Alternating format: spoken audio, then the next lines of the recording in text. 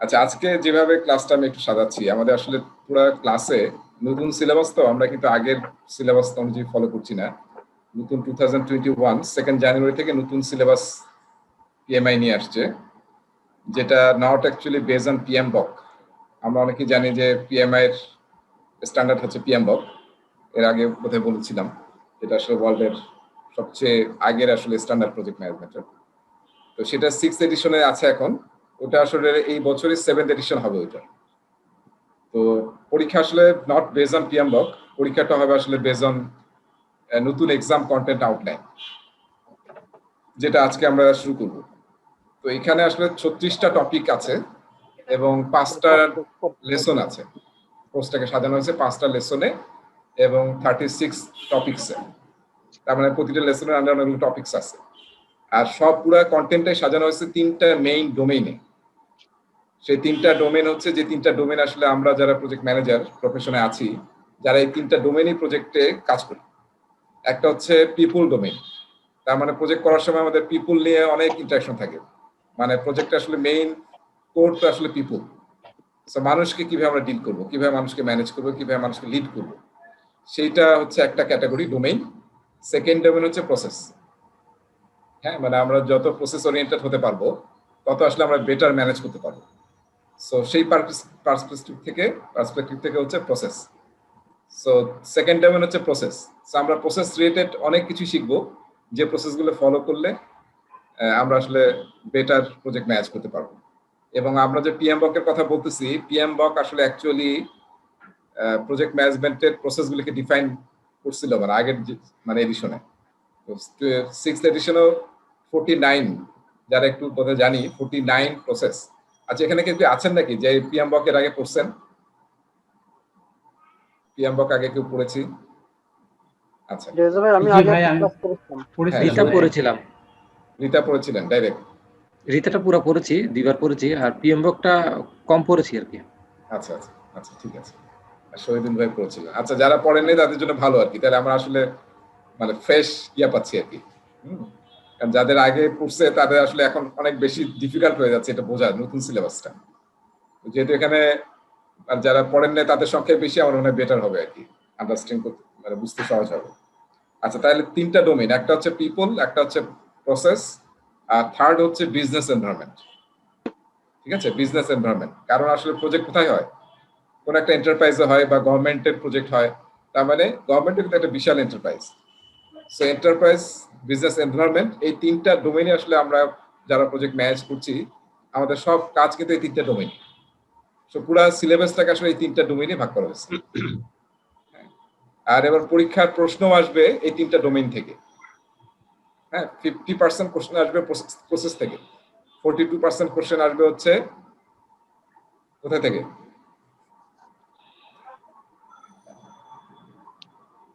People থেকে। হ্যাঁ, people থেকে। আচ্ছা, আমরা শেয়ার করি, আমি স্লাইড শেয়ার করি। আচ্ছা, আজকে আসলে আমি একটু বেসিক জিনিস আলোচনা করব, তারপর আসলে আমি মেইন কন্টেন্টে চলে যাব। হ্যাঁ, সো একটু হয়তো আমার ইয়া হবে, মানে আমি জাম্প করবো আর কি একটা জায়গা থেকে একটা জায়গায় প্রথম ক্লাসে, এরপরে আমরা সিকোয়েন্সিয়ালি হয়তো মুভ করবো। সো আমি শেয়ার করছি। অলরাইট,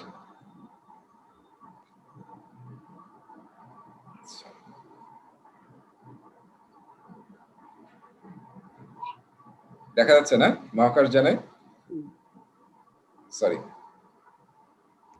সবাই দেখতে পাচ্ছি? জি দেখতে পাচ্ছি। আচ্ছা, এই যে সিম্বলগুলো আমরা দেখতেছি না ডান দিকে, এই সিম্বলগুলো আসলে পিএমআই এর নতুন ব্র্যান্ডিং, যেটা 2019-20 সালে পিএমআই চেঞ্জ করে। এই প্রতিটা সিম্বল কিন্তু নানান কিছু মিন করে আর কি। হ্যাঁ, যে পিএমআই এটা হচ্ছে M, collaboration, I, innovation. PMI যে পিএমআই শব্দটা, সেটা আসলে এটা পিতে প্রজেক্ট, আর যেটা এম হচ্ছে কোলাবোরেশন বললাম, আর এটা হচ্ছে ইনোভেশন। এরকম কিন্তু বিভিন্ন টার্ম আছে আর কি প্রতিটা আইকনিক। আচ্ছা, তাহলে আমি যেটা বলতেছিলাম যে আমাদের পুরো কোর্সটা আসলে 5টা লেসনে ভাগ করা আছে। প্রথম লেসনটা হচ্ছে creating a high performing team. তারপরে হচ্ছে second lesson starting the project, doing the work, keeping the team on track, and keeping the business in mind. আচ্ছা, আমি কেউ আমরা এখানে বলতে পারবো যে এখানে আসলে কোন এই যে 5টা দেখতেছি না, 5টা 5, কোন দুইটা আসলে পিপল ওরিয়েন্টেড? কোন দুইটা লেসন পিপল রিলেটেড? ইনোভেটিভটা creating a high performance team or keeping the team on track. হ্যাঁ, তাহলে 1 এবং 4 হচ্ছে পিপল রিলেটেড। আর প্রসেস রিলেটেড কোন দুইটা হবে? এই দুইটা, স্টার্টিং দ্য প্রজেক্ট, তার মানে এখানে Doing the আসলে আমরা work. হ্যাঁ অল প্ল্যান করব আর ডুইং দ্য ওয়ার্ক আর এক্সিকিউট করব প্ল্যান অনুযায়ী। সো এই দুইটা হচ্ছে প্রসেস রিলেটেড। আর যেটা লাস্ট, এটা তো বুঝতেই পারছি আমরা, keeping the business in mind. ঠিক আছে? সো একটা জিনিস আপনারা একটু মাথায় নেন, সেটা হচ্ছে যে এখন যে নতুন কন্টেন্টটা আমরা পড়াচ্ছি, এটা কিন্তু পিএমআই নিজেই ডেভেলপ করছে।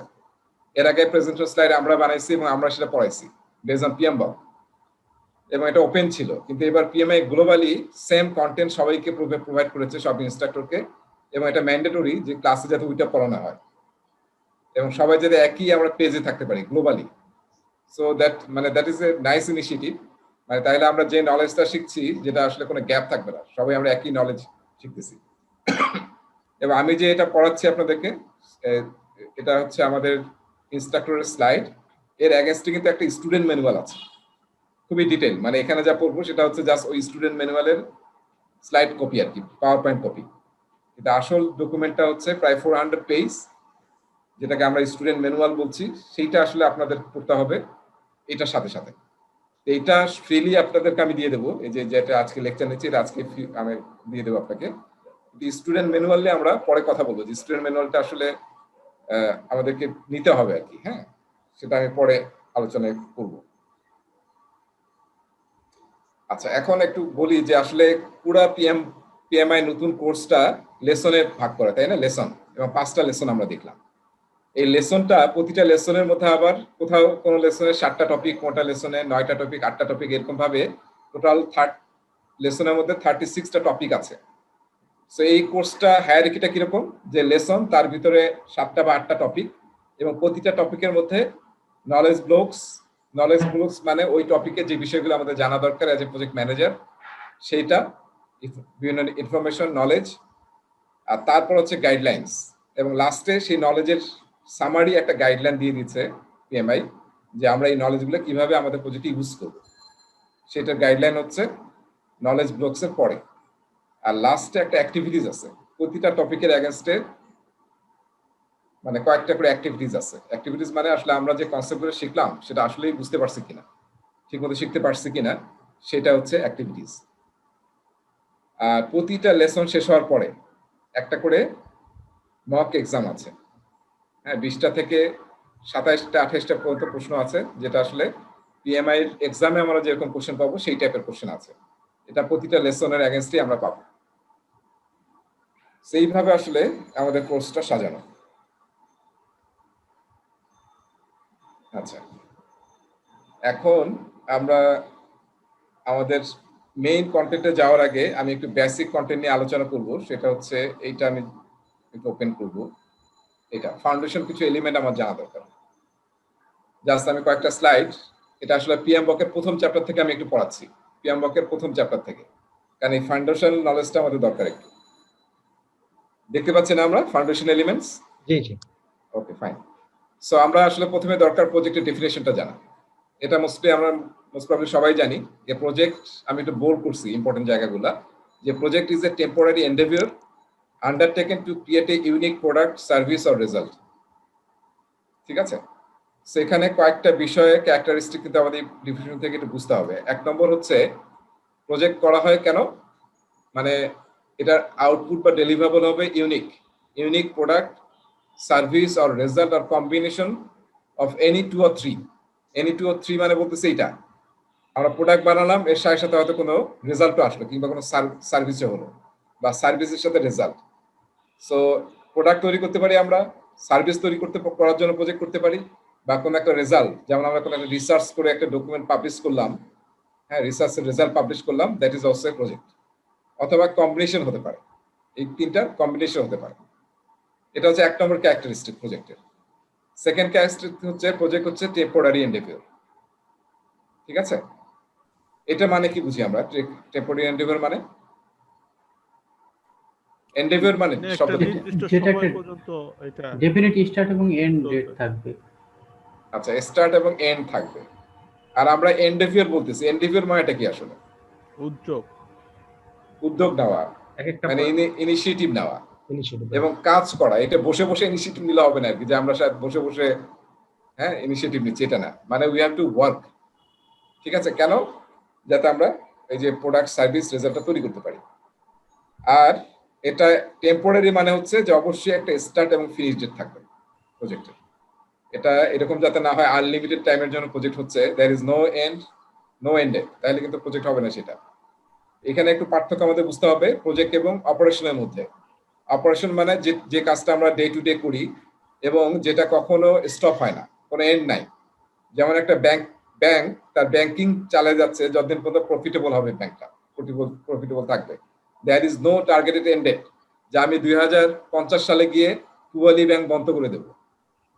এরকম কিন্তু কোনো টার্গেট নিয়ে কি হয়েছে? নো।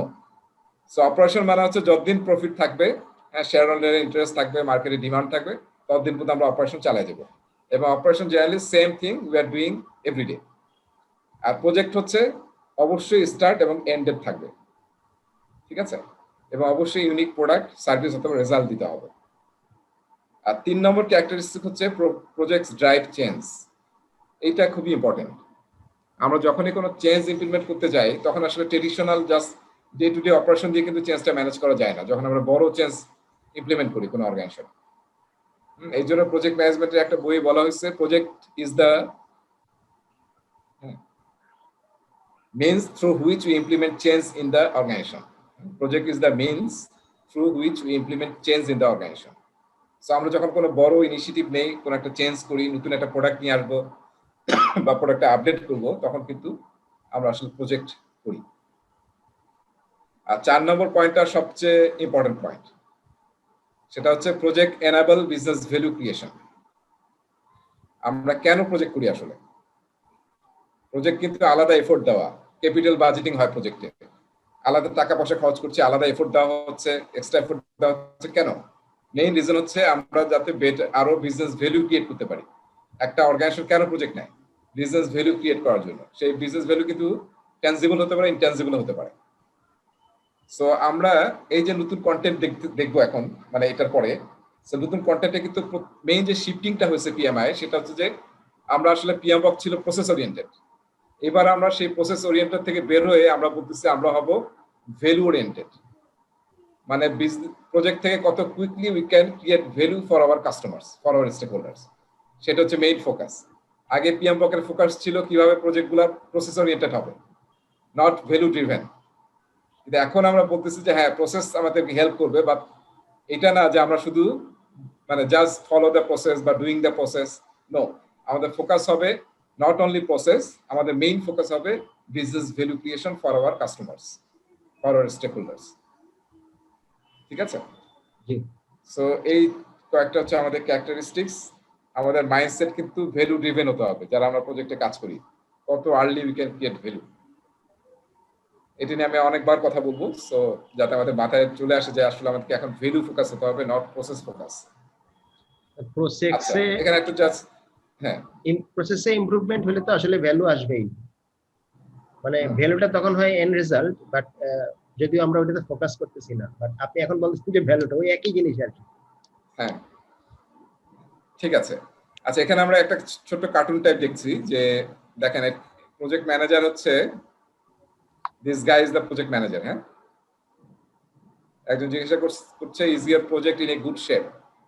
প্রজেক্ট ম্যানেজার আনসার দিচ্ছে apparently we started 5 years ago and no one has stopped us yet. এটা কি প্রজেক্ট হবে? কোনো এন্ড ডেট নাই কিন্তু, না চলেই যাচ্ছে, কোনো এন্ড ডেট নাই।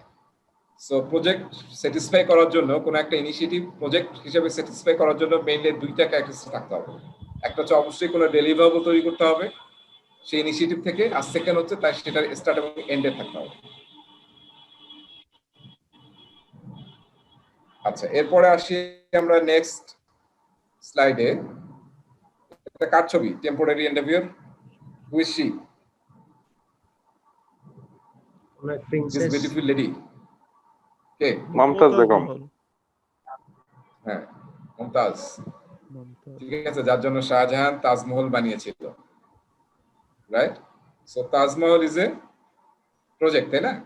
সো প্রজেক্ট কিন্তু টেম্পোরারি এন্ডেভিওর। এখানে দেখেন ডান দিকে আমরা দেখতেছি যে এই যে এটা 1632 থেকে 1653 বিসিএস এর পরীক্ষার প্রশ্ন আর কি। হ্যাঁ, কত সালে তৈরি হয়েছে। এখন তো সবাই সবকিছু বাদ দিয়ে খালি বিসিএস এর জন্য প্রিপারেশন নিতেছে। প্রাইভেটে মানে ভালো লোকজন কি পাওয়া যাচ্ছে না, সবাই এখন কি সবাই বিসিএস এর চাকরি করবে, এমন অবস্থা হয়ে গেছে।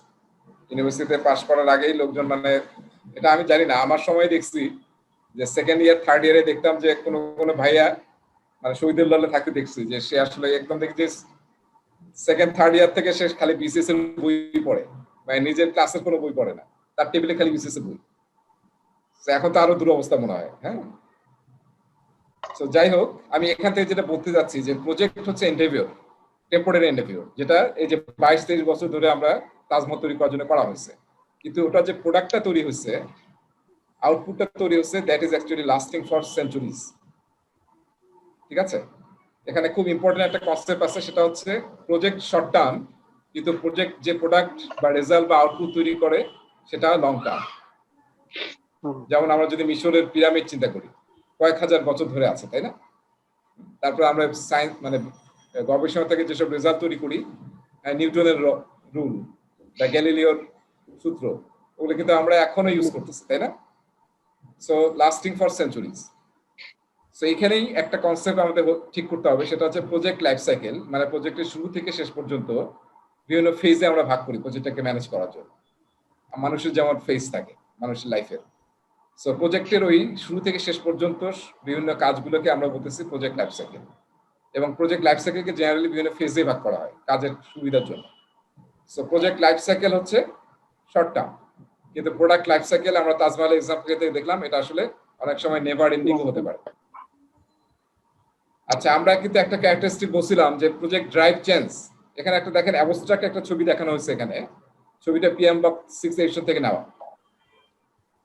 ছবিটাকে আমরা কেউ ইন্টারপ্রেট করতে পারছি যে এদিকে হচ্ছে টাইম আর উপরে হচ্ছে ওয়াই এক্সিস হচ্ছে বিজনেস ভ্যালু। কেউ কি ইন্টারপ্রেট করতে পারবেন ছবিটা যে কি হচ্ছে এখানে এই ফিগারটাতে?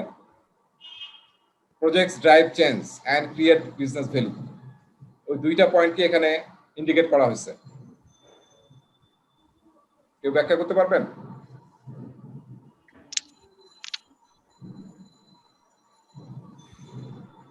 আচ্ছা দেখেন, আমরা মানে আমি কিন্তু ক্লাসে অনেক মানে প্রশ্ন করব সবাইকেই। এখানে থেকে মনে হচ্ছে, আমি বলবো ভাইয়া? হ্যাঁ বল। এখানে মনে হচ্ছে যে মানে ইন কোর্স অফ টাইম এই বিজনেসটা আরো বড় হবে, ওদের মানুষও বাড়বে এবং ভ্যালুও বাড়বে। আচ্ছা, তার মানে আমরা ওয়াই এক্সিসে পাচ্ছি বিজনেস ভ্যালু আর এক্স এক্সিসে হচ্ছে টাইম। আমরা যখন প্রজেক্ট করি নাই তখন আসলে অর্গানাইজেশনটা কারেন্ট স্টেটে ছিল। এই তিনটা আমি বলছি অ্যাবস্ট্রাক্ট করতে, তিনটা ভ্যালু ছিল অর্গানাইজেশনের। যখন আমরা প্রজেক্ট ইনিশিয়েটিভ নিলাম, হ্যাঁ, এবং প্রজেক্টটা যখন শেষ করলাম তখন আসলে আমরা এডিশনাল ভ্যালু ক্রিয়েট করলাম ফর আওয়ার অর্গানাইজেশন। ঠিক আছে, এডিশনাল ভ্যালু ক্রিয়েট করলাম ফর আওয়ার অর্গানাইজেশন। এবং প্রজেক্ট আলটিমেটলি কি, ওই যে আমরা বলছিলাম এন্ডেভিওর, মানে we have to do task activities work to drive the change to get the business value. So project করে আমরা আসলে নতুন একটা বিজনেস ভ্যালু ক্রিয়েট করলাম for our organization. So project drive change and create business value for an organisation. আচ্ছা, business value নিয়ে আমাদের বোধহয় সবারই জানা আছে যে বিজনেস ভ্যালু বলতে sum of all tangible and intangible values of business. হ্যাঁ, সো ট্যানজিবল মানে মনিটারি অ্যাসেট তৈরি, monetary asset, features, stakeholder equity, এগুলোকে বাড়ানো, সেগুলো হচ্ছে বিজনেস ভ্যালু যদি আমরা ট্যানজিবল বলি। আর ইনট্যানজিবল হচ্ছে আমরা কিন্তু অনেক সময় গুডউইল ক্রিয়েশনের জন্য, ব্র্যান্ড রিকগনিশন করার জন্য, তাই না, ব্র্যান্ডিং এর জন্য কত টাকা খরচ করা হয় চিন্তা করেন। তারপরে পাবলিক বেনিফিট, যেমন এনজিও যে কাজ করে তারা তো আসলে প্রফিট নিয়ে কাজ করে না। হ্যাঁ, mostly not for profit organization গুলো কাজ করে হচ্ছে পাবলিক বেনিফিট নিয়ে। তো সেটা কিন্তু একটা ইনট্যানজিবল ভ্যালু ক্রিয়েট করছি আমরা। তারপরে গভর্নমেন্ট জনগণের জন্য কাজ করে, সেটা কিন্তু সবসময় টাকার সাথে রিলেশন নাই, মানুষের ভালোর জন্য করা হচ্ছে। সো হ্যাঁ, সো এই দুইটা ক্রিয়েট করাটাকে আমরা বলতেছি বিজনেস ভ্যালু। ঠিক আছে, সো আমরা কেন প্রজেক্ট ম্যানেজ করি? To help obtain greater business value for an organization. এবং এখানে আরো কয়েকটা টার্ম আছে দেখেন, পোর্টফোলিও, প্রোগ্রাম অ্যান্ড প্রজেক্ট। এই তিনটা টার্ম নিয়ে আজকে আমি আলোচনা করবো না, নেক্সট ক্লাসে একটু আলোচনা করবো আর কি, যে পোর্টফোলিও, প্রোগ্রাম অ্যান্ড প্রজেক্ট কি। এমনি খুবই সিম্পলিস্টিক একটা ডেফিনেশন দিতে চাই এই তিনটা। এটা অনেক জায়গায় আমরা দেখবো, সেটা হচ্ছে যে অর্গানাইজেশন, এই যে অর্গানাইজেশনে আমি একটা ইয়ে করতেছি, যে অর্গানাইজেশনে স্ট্র্যাটেজি থাকে, তাই না? প্রতিটা অর্গানাইজেশনে স্ট্র্যাটেজি থাকে, এবং প্রাইভেট অর্গানাইজেশন হয়তো 1 বছরের স্ট্র্যাটেজি নেয়, বা 2 বছরের বা 3 বছরের স্ট্র্যাটেজি নেয়। আর গভর্নমেন্ট সেক্টর আমরা জানি যে পঞ্চবার্ষিক পরিকল্পনা, স্ট্র্যাটেজি সেট করা হয় প্রতিটা অর্গানাইজেশনে। সেই স্ট্র্যাটেজিটাকে থেকে আমরা পোর্টফোলিও সেট করি। পোর্টফোলিও মানে হচ্ছে যে কোন কোন প্রজেক্ট এবং প্রোগ্রাম করলে এই স্ট্র্যাটেজিক অবজেক্টগুলো আমরা মিট করতে পারবো, হ্যাঁ, which are the correct initiatives, best initiatives, যেটা আমাদের অর্গানাইজেশনের স্ট্র্যাটেজিকে মিট করতে পারবো আমরা, সেটাকে বলা হয় পোর্টফোলিও। একটা পোর্টফোলিওর আন্ডারে অনেকগুলো প্রোগ্রাম থাকে। To make that portfolio successful, তার সেটার জন্য অনেকগুলো প্রোগ্রাম থাকে, ঠিক আছে? আর প্রোগ্রামের আন্ডারে থাকে হচ্ছে প্রজেক্টস, যে প্রজেক্টগুলা একসাথে করলে মোর বেনিফিট হবে, কানেক্টেড প্রজেক্ট, সেগুলোকে আমরা একটা প্রোগ্রামের আন্ডারে রান করি, ঠিক আছে? এই এখানে আবার বিষয়টা আরেকবার একটু রিপিট করবেন প্লিজ। হ্যাঁ, জি, portfolio, program and project manage, project. Right. So আমি সিম্পল ডেফিনেশন দিচ্ছি, আরো সুন্দর ডেফিনেশন আসলে পিএমবকে আছে, সেটাতে আমরা পরে কোন এক সময় পড়বো, কারণ এবার আসলে স্টুডেন্ট ম্যানুয়ালে বা ইয়াতে খুব একটা বেশি কথা বলে নাই পোর্টফোলিও, প্রোগ্রাম নিয়ে। তো আমরা যেহেতু প্রজেক্ট ডোমেইনে কাজ করব, ফলে এটা তিনটা জানা দরকার, কারণ এই তিনটা কানেক্টেড একদম। তাহলে প্রথম কথা যেটা বলতেছি, স্ট্র্যাটেজিক অবজেক্টিভ। প্রতিটা অর্গানাইজেশন তার স্ট্র্যাটেজিক অবজেক্টিভ সেট করে, স্ট্র্যাটেজিক গোল, যে আমি এই বছর কি করতে চাই। যেমন কোন একটা টেলিকম চিন্তা করতে পারে যে এই বছর আমরা আমাদের প্রফিট আগের বছর হচ্ছে 2% বাড়াবো, 2% প্রফিট মার্জিন বাড়াবো। কিংবা এরকম হতে পারে যে আমরা আমাদের কাস্টমার বেস 10% বাড়াবো, কোন একটা টেলিকম। এখন এই 10% বাড়াবো, সেটা হচ্ছে আমার এই বছরের স্ট্র্যাটেজি। এখন সেই স্ট্র্যাটেজিকে মিট করার জন্য আমরা বিভিন্ন পোর্টফোলিও সেট করি। পোর্টফোলিও মানে কি? পোর্টফোলিও বাংলা যদি আমরা অর্থ করি, মানে লিস্ট অফ অ্যাকশন, তাই না? List of actions. তার মানে এই অবজেক্টকে সেট করার জন্য আমরা বিভিন্ন অ্যাকশন সেট করব। যেমন একটা পোর্টফোলিও হতে পারে যে আমরা আসলে মার্কেটিং ইনিশিয়েটিভ আমাদের বাড়াতে হবে, আমাদের প্রোডাক্টের কোয়ালিটি বাড়াতে হবে, আমাদের সার্ভিসের কোয়ালিটি বাড়াতে হবে। এরকম 3-4টা পোর্টফোলিও আমরা সেট করতে পারি টু ইনক্রিজ 10% কাস্টমার বেস। সেটা হচ্ছে আমাদের পোর্টফোলিও। সেই 3-4টা পোর্টফোলিও আমরা ধরুন একটা পোর্টফোলিও করার চিন্তা করি মার্কেটিং। এই মার্কেটিং পোর্টফোলিওকে আমরা ভেঙে কি করতেছি? প্রোগ্রাম তৈরি করতেছি। একটা আমি এক্সাম্পল দিচ্ছি আর কি, মার্কেটিং। সো তো নানান প্রোগ্রাম হতে পারে। একটা প্রোগ্রাম হতে পারে যে আমরা আসলে কি করতে পারি, যে আমাদের মার্কেটিং এর যে কি বলে ওগুলোকে, যে ইনিশিয়েটিভ গুলো আছে না, মার্কেটিং এ কেউ আছি আমরা এখানে, যেমন মানে টিভি অ্যাড হতে পারে, তারপরে পেপারের যে প্রমোশন করি আমরা সেটা হতে পারে। সো এটা একটা ইনিশিয়েটিভ হতে পারে, হ্যাঁ, মার্কেটের প্রোগ্রাম রিলেটেড, এটা একটা প্রোগ্রাম হতে পারে। আবার আরেকটা প্রোগ্রাম হতে পারে মার্কেটিং এর মধ্যেই, যে আমাদের টিমের ক্যাপাসিটি বিল্ডিং, যে আমরা যাতে আরো ভালো মার্কেটিয়ার হতে পারি, যেটা আমাদের হেল্প করবে আমাদের এই পোর্টফোলিওর অবজেক্টিভকে অ্যাচিভ করার জন্য, ঠিক আছে? এখন এই যে আমরা বললাম যে আমরা মার্কেটিং করব এবং আমরা সে টিভি অ্যাড করব। সো টিভি প্রোগ্রাম এর আন্ডারে কিন্তু অনেকগুলো প্রজেক্ট থাকতে পারে একটা টিভি প্রোগ্রামের আন্ডারে, ঠিক আছে? আবার আরেকটা যদি আমরা চিন্তা করি যে আমরা আসলে যে মার্কেটিং ক্যাপাসিটি বিল্ডিং করব, একটা প্রোগ্রাম ক্যাপাসিটি বিল্ডিং, তার আন্ডারে কিন্তু নানান ধরনের প্রোগ্রাম থাকবে। যেমন একটা হচ্ছে যে ট্রেনিং দেওয়া, একটা হচ্ছে বিভিন্ন ফিল্ড ভিজিট করানো, আর একটা হচ্ছে আমাদের সিস্টার কনসার্নের যারা আছে বাইরে তাদের ওখানে ভিজিট করানো, যাতে তারা দেখতে পারে যে সিস্টার কনসার্ন কিভাবে কাজ করতেছে। সো এই রিলেটেড প্রজেক্টগুলো আমরা একটা প্রোগ্রামের আন্ডারে করি এবং কয়েকটা প্রোগ্রাম মিলে একটা পোর্টফোলিওকে আমরা অ্যাচিভ করি, এবং কয়েকটা পোর্টফোলিও মিলে আসলে আমরা অর্গানাইজেশন স্ট্র্যাটেজি অবজেক্টিভ অ্যাচিভ করি। এইভাবে আসলে পোর্টফোলিও, প্রোগ্রাম এবং প্রজেক্ট কানেক্টেড, ঠিক আছে?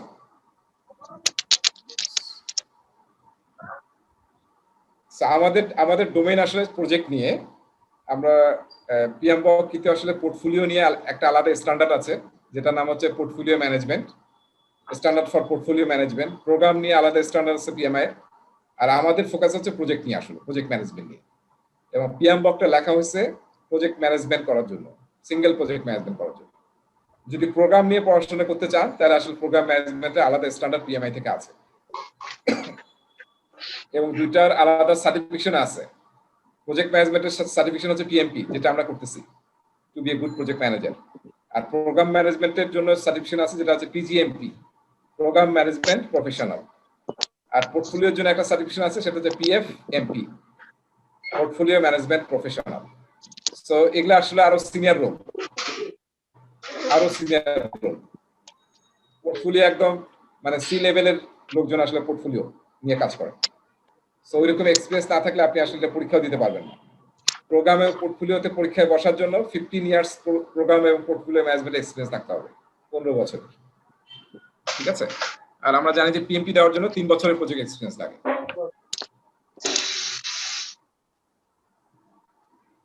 আমরা তো এগুলো পারি। হ্যাঁ, ভাইয়া, পারি আমি তো আমরা। 17 বছর চাকরি করছি এই প্রোডাকশনে, হ্যাঁ আমরা এই আমরা দিতে অপারেশন পারি, এগুলা করতে করতে ভাইয়া দিতে পারি আমরা। মানে হয়তো বইয়ের ভাষা পড়ি নাই, বাট এগুলা ঠিকই করছি। রাইট, ঠিক আছে। তাহলে এই ট্যানজিবল ইনট্যানজিবল যেটা কথা বলতেছিলাম, ওইটা আসলে আরেকটু এক্সাম্পল দেওয়া আছে যে ট্যানজিবলের মধ্যে কি কি আইটেম করতে পারে এবং ইনট্যানজিবলের মধ্যে কি কি আইটেম করতে পারে। এরপরে লাস্ট টপিকটা এখান থেকে পড়বো আমি, সেটা হচ্ছে প্রজেক্ট ম্যানেজমেন্ট। এটা ডেফিনিশনটা আমাদের জানা দরকার, যেহেতু আমরা আসলে পড়তেছি প্রজেক্ট ম্যানেজমেন্ট নিয়ে। So project management is the application of knowledge, skills, tools and techniques to project activities to meet the project requirements. So আমরা আমাদের যে ক্লাসগুলো হবে 35 আওয়ার্স, সব ক্লাসে কিন্তু আমরা এই জিনিসগুলোই করবো। প্রজেক্ট ম্যানেজমেন্ট কিভাবে ভালো মতো করতে হবে, কি কি স্কিল শিখতে হবে আমাদের, কি কি নলেজ লাগবে, কি কি টুলস টেকনিক আছে অ্যাভেলেবল মার্কেটে, যেটা আমরা অ্যাপ্লাই করে বেটার কাজ করতে পারবো, ম্যানেজ করতে পারবো প্রজেক্ট। তো সেই টপিকগুলোই কিন্তু আমরা through out the 35 hours training আমরা ফুল করবো আর কি আমরা। ঠিক আছে? আর আমরা জানি যদি আমরা ইফেক্টিভ প্রজেক্ট ম্যানেজ করতে পারি তাহলে আমরা জেনারেলি এই সমস্ত বেনিফিট অ্যাচিভ করতে পারবো, রাইট? এখানে জাস্ট বেনিফিটের কথা বলা হয়েছে, এটা আমাদের জন্য খুব গুরুত্বপূর্ণ কিছু না। আমরা জানি যে প্রজেক্ট ম্যানেজমেন্ট ভালো হলে আসলে অনেক বেটার হবে। আর যদি প্রজেক্ট ম্যানেজমেন্ট আমরা পুয়ারলি করি তাহলে এই জিনিসগুলো আমরা দেখেন, এগুলো আসলে আমরা অলরেডি এক্সপিরিয়েন্স করছি। ডেডলাইন মিস হবে, কস্ট ওভাররান হবে, পুয়ার কোয়ালিটি হবে, রিওয়ার্ক করতে হবে। ঠিক আছে? এবং ultimately fail in achieving the objectives for which the project was undertaken. So that's Y আমাদের চেষ্টা হচ্ছে যে আমরা কিভাবে বেটার প্রজেক্ট ম্যানেজ করতে পারবো সেটা আমরা শিখবো। ঠিক আছে, তাহলে আমি এটা এখানে স্টপ করলাম। এবার আমি চলে যাচ্ছি আমাদের মেইন কন্টেন্টে। এখান থেকে আমি আরো কিছু কন্টেন্ট পড়াবো, কিন্তু পরে পড়াবো, মানে পিএমবকের ফার্স্ট চ্যাপ্টার থেকে। আমরা আমাদের ক্লাস হবে 2 ঘন্টা, এর মধ্যে মাঝখানে আমরা 9টার সময় একটা ব্রেক নেব, 5 মিনিটসের, 5 মিনিট একটা ব্রেক নেব।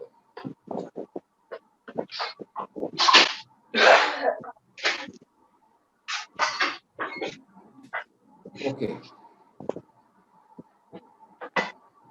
আচ্ছা আমি কিন্তু নতুন স্লাইড ওপেন করলাম, দেখা যাচ্ছে creating a high performing team. জি জি ঠিক আছে। So high performance team. এখানে 7টা টপিক আছে, দেয়ার আর 7 টপিকস। আচ্ছা কেউ যদি আমরা আশেপাশে কথা বলি তাহলে আসলে আমি সবাইকে মিট করে দিলাম। কেউ যদি পাশে কথা বলি তাহলে আমরা অবশ্যই নিজেদেরকে মিট করে নেব। আচ্ছা আমরা একটু দেখি যে creating a high performing team, আমরা যখন প্রজেক্ট করব, প্রজেক্ট আসলে কে করে? টিম করে, তাই না? প্রজেক্ট টিম, যারা প্রজেক্টে ইনভলভ থাকবে, প্রজেক্টের কাজগুলো করবে, প্রজেক্ট ম্যানেজার, প্রজেক্টের টিম, যারা ডাইরেক্টলি প্রজেক্টের জন্য কাজ করবে, তাদেরকে আমরা টিম বলতেছি, প্রজেক্ট টিম। এবং আমাদের টার্গেট কি? Creating high performing team. যত টিম আসলে হাই পারফর্মিং হবে, তাদের মধ্যে কোহেসিভনেস থাকবে এবং সলিডারিটি থাকবে। সলিডারিটি মানে হচ্ছে ইউনিটি থাকবে, তত আসলে we will get better result. ঠিক আছে? আর টিম যদি আসলে কোহেসিভনেস না থাকে এবং টিমের মধ্যে যদি অ্যাজ এ টিম তারা কাজ না করে, তাহলে কোনো উদ্যোগই কিন্তু আপনি সফল করতে পারবেন না। ঠিক আছে? একটা উদ্যোগকে সফল করার জন্য টিম হচ্ছে মেইন কনসার্ন আমাদের। সো দ্যাটস ওয়াই আসলে আমরা টিম দিয়ে শুরু করতেছি, creating a high performing team. এখানে দেখেন আমরা এটা আসলে কি, কোন ডোমেইনের? পিপল ডোমেইনের, রাইট? পিপল ডোমেইনের প্রথমটা হচ্ছে বিল্ড এ টিম।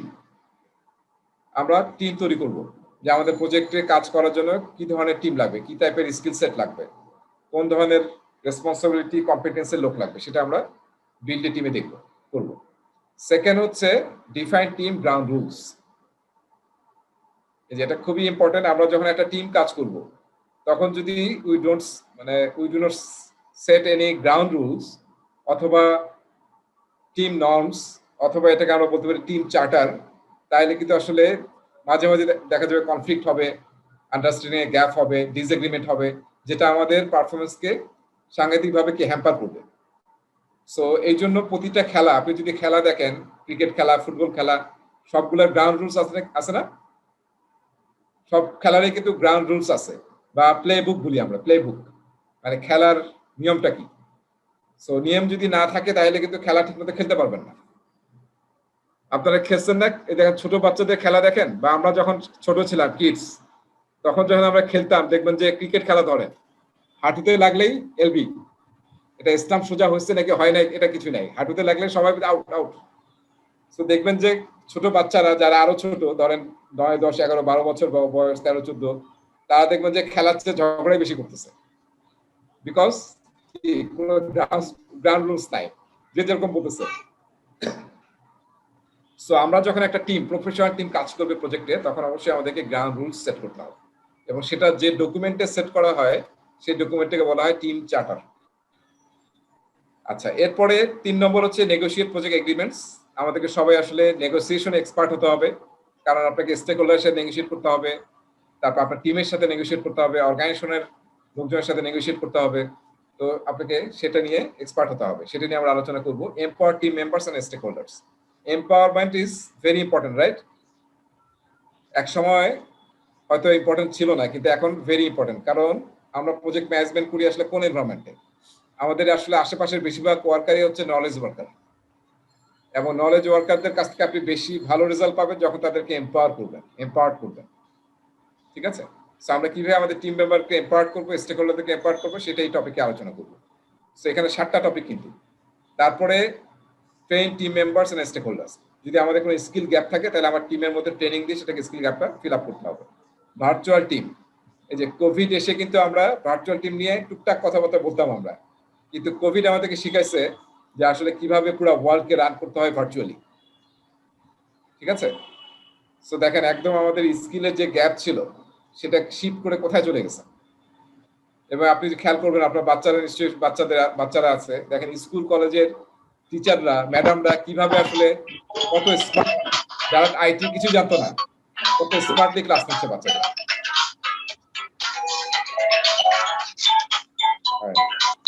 সাউন্ড বন্ধ করতে হবে।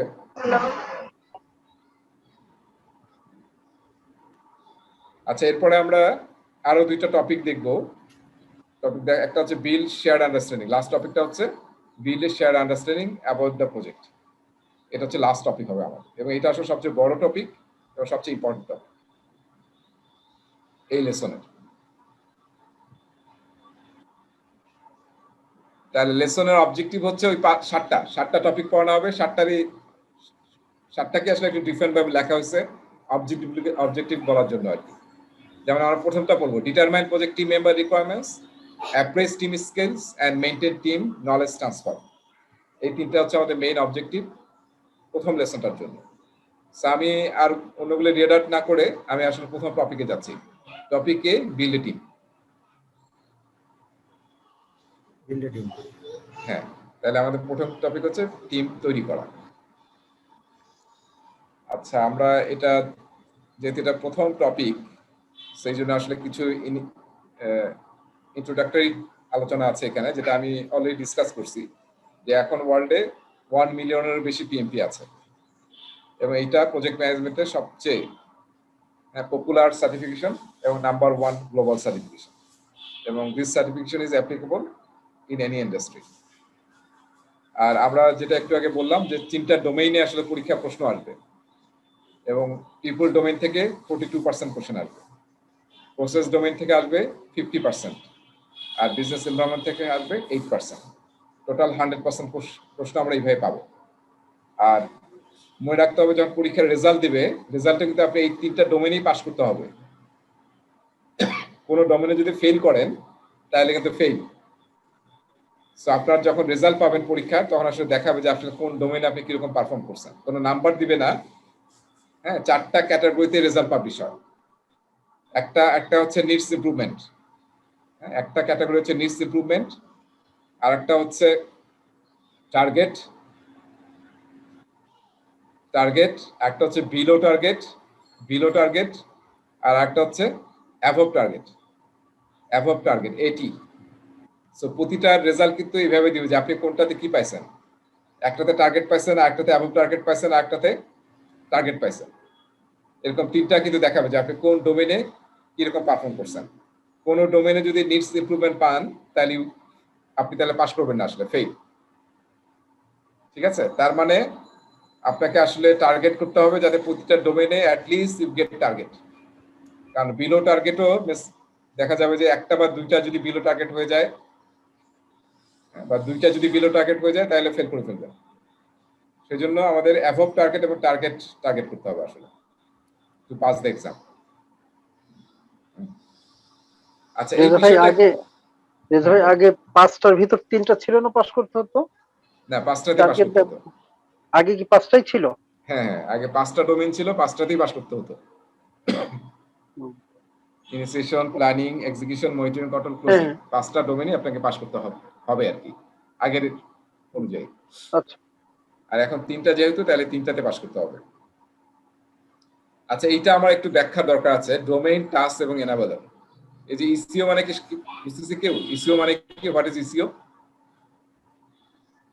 ইসিওটা কি? ইসিও মানে হচ্ছে এক্সাম কন্টেন্ট আউটলাইন। তার মানে যে আমরা 2021 সালের 2 জানুয়ারি থেকে যে নতুন এক্সাম কন্টেন্ট আউটলাইন, সেটাকে আসলে রেফার করতেছে। সেই আউটলাইনটা আমি আজকে আপনাদেরকে দিয়ে দেবো। এটা আমি একটু খুলি, এখানে ওপেন করি, আমার এখানে আছে। এটা একটু বোঝানো দরকার, কারণ অনেক সময় কনফিউজ হয়ে যেতে পারেন যে এটা আসলে কোথা থেকে কি বলতেছে। সো আমি একটু ওপেন করি। এই যে এটা হচ্ছে এক্সাম কন্টেন্ট আউটলাইন, আমি হোয়াটসঅ্যাপে দিয়ে দেবো। দেখা যাচ্ছে এক্সাম কন্টেন্ট আউটলাইনটা? এটা আপনি পিএমআই সাইট থেকে ডাউনলোড করতে পারবেন। মানে এক্সাম কন্টেন্ট আউটলাইন মানে হচ্ছে আমাদের পরীক্ষার সিলেবাসটাকে পিএমপি এক্সামের জন্য। সো এখানে 15 পেজের ডকুমেন্ট একটা, যেটা আসলে এই যে আমরা দেখতেছি যে এফেক্টিভ হবে জানুয়ারি থেকে। আর এখানে আসলে এই যে আমরা যে জিনিসটা একটু আগে দেখলাম যে কত পার্সেন্ট এক্সাম হবে, সেটা আসলে এখান থেকে নেওয়া হয়েছে। হ্যাঁ, এইটা আসলে মেইন। এখানে যা যা বলা আছে এটা থেকে পরীক্ষা প্রশ্ন আসবে, এটাই সিলেবাস আমাদের। আর সেই পুরো সিলেবাসটাকে ভাগ করা হয়েছে 3টা ডোমেইনে, এবং প্রতিটা ডোমেইনে মানে পিপল ডোমেইনে, প্রসেস ডোমেইনে, বিজনেস এনভায়রনমেন্ট ডোমেইনে অনেকগুলো টাস্ক আছে। ঠিক আছে, এখানে ডেফিনেশন আছে। ডোমেইন মানে কি? ডোমেইন মানে হচ্ছে একদম হাই লেভেল নলেজ এরিয়া, যেটা আমরা প্রথমেই বলছিলাম শুরুতে, প্রজেক্ট ম্যানেজারকে জানতে হবে প্রজেক্ট ম্যানেজমেন্টের জন্য। এবং যেটা আসলে আমরা যারা কাজ করে আসতেছি, আমরা আসলে 3টা ডোমেইন নিয়েই ডিল করি। একটা হচ্ছে পিপল, প্রসেস এবং বিজনেস এনভায়রনমেন্ট। এখন অ্যাজ এ প্রজেক্ট ম্যানেজার প্রতিটা ডোমেইনে আপনার টাস্ক কি, রেসপন্সিবিলিটি কি, সেটা আসলে পিএমআই আইডেন্টিফাই করার চেষ্টা করছে যে আপনার পিপল ডোমেইনে এই কয়েকটা আসলে আপনার টাস্ক আছে to be a good project manager. তারপরে প্রসেস ডোমেইনে এই কয়েকটা টাস্ক আছে, এবং বিজনেস এনভায়রনমেন্টে 4-5টা টাস্ক আছে। সো আমি এটা দেখাবো আপনাদের যে কয়টা টাস্ক আছে সবগুলোতে। আর টাস্কের আন্ডারে আছে হচ্ছে এনাবেলার্স। তার মানে আপনি যখন এই টাস্কটা করবেন অ্যাজ এ প্রজেক্ট ম্যানেজার, তখন আসলে কোন কোন জিনিসগুলো আপনার জানা দরকার, কোন কোন কাজগুলো করা দরকার, যেটা আপনাকে এনাবল করবে ওই কাজটাকে ভালো মতো করার জন্য, সেটাকে বলছে এনাবেলার্স। ঠিক আছে, তার মানে ডোমেইন, তার আন্ডারে টাস্ক, এবং টাস্কের আন্ডারে অনেকগুলো এনাবেলার্স আছে। সো আমরা যদি নেক্সট পেজে যাই তাহলে আসলে আর একটু ক্লিয়ারলি বুঝতে পারবো। সেটা হচ্ছে যে এই যে আমরা কোথায় আছি, দেখেন একটা ডোমেইনে আছি, ডোমেইন 1 42% কোশ্চেন আসবে, এবং ডোমেইন 1 হচ্ছে পিপল। পিপলের টাস্ক কটা আছে? 1 2 3 4 5 6, এবং যদি পরের পেজে যাই তাহলে হচ্ছে 12, এবং পরের পেজে 14। তার মানে পিপল রিলেটেড 14 টাস্ক আছে, যেটা প্রজেক্ট ম্যানেজারকে জানা দরকার। এটা তার রেসপন্সিবিলিটি যখন পিপল নিয়ে ডিল করবে। এখন আমি প্রথম টাস্কে যাচ্ছি, ম্যানেজ কনফ্লিক্ট। তার মানে প্রথম টাস্কটা কি, প্রজেক্ট ম্যানেজারকে কি করতে হবে, throughout the life cycle of the project conflict is inevitable, তাই না? আপনার যখন লোক একসাথে কাজ করে মানুষ, তখনই কনফ্লিক্ট তৈরি হয়। সো আপনাকে অ্যাজ এ প্রজেক্ট ম্যানেজার কি করতে হবে, এই কনফ্লিক্টটাকে ঠিকমতো ম্যানেজ করতে হবে। সো সেইটা করার জন্য আসলে কি আসলে আপনাকে হেল্প করবে, এনাবলার্স কি? এই তিনটা হচ্ছে এনাবলার্স। যেমন interpret the source and stage of the conflict, কেন কনফ্লিক্টটা হচ্ছে তার সোর্সটা আমাকে জানা দরকার। Analyse the context, as a project manager আমাকে অ্যানালাইজ করতে হবে, নাহলে তো আমি আসলে অ্যাকশন নিতে পারবো না। দেন আমি অ্যাকশন নেব এবং evaluate, recommend, reconcile the appropriate conflict resolution solution, যেটা অ্যাপ্রোপ্রিয়েট হবে ওই সিচুয়েশনে, সেই অ্যাকশনটা, সেই সলিউশনটা আমি অ্যাপ্লাই করব। সো এই তিনটা এনাবলার অ্যাপ্লাই করে আমি ম্যানেজ কনফ্লিক্ট টাস্কটা করব, যেটা under people domain. Similarly second task হচ্ছে লিড এ টিম, এবং সেটা করার জন্য এই কয়েকটা এনাবলার্স আছে। এখন এইভাবে আমরা এটা আজকে আমি দিয়ে দেবো, আপনার একটু ইন্টারপ্রেট। হ্যাঁ, আচ্ছা, তারপরে 11, তারপরে 17টা টাস্ক আছে। তার মানে প্রসেসে সবচেয়ে বেশি টাস্ক আছে প্রজেক্ট ম্যানেজার। আর বিজনেস এনভায়রনমেন্টে কয়টা টাস্ক আছে? 1 2 3 4।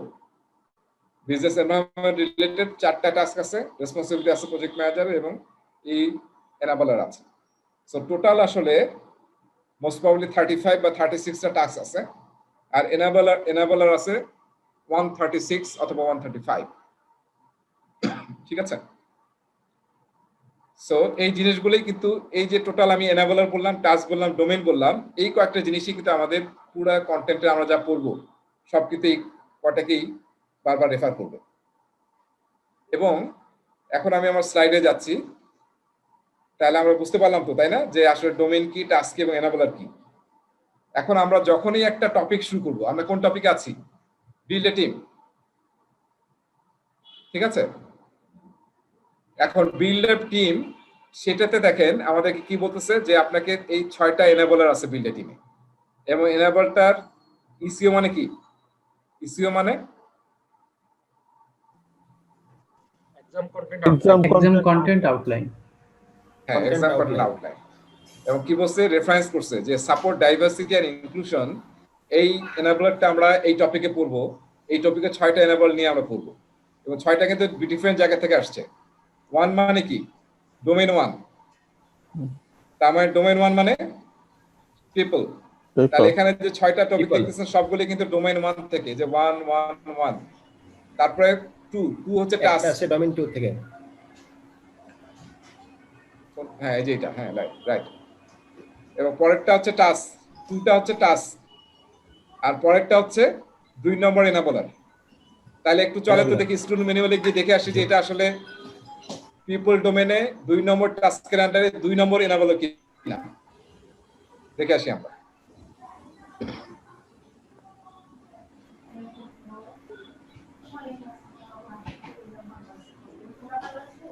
তাহলে আমরা যাচ্ছি, প্রথম হচ্ছে 1 নম্বর, এবং টাস্ক কি?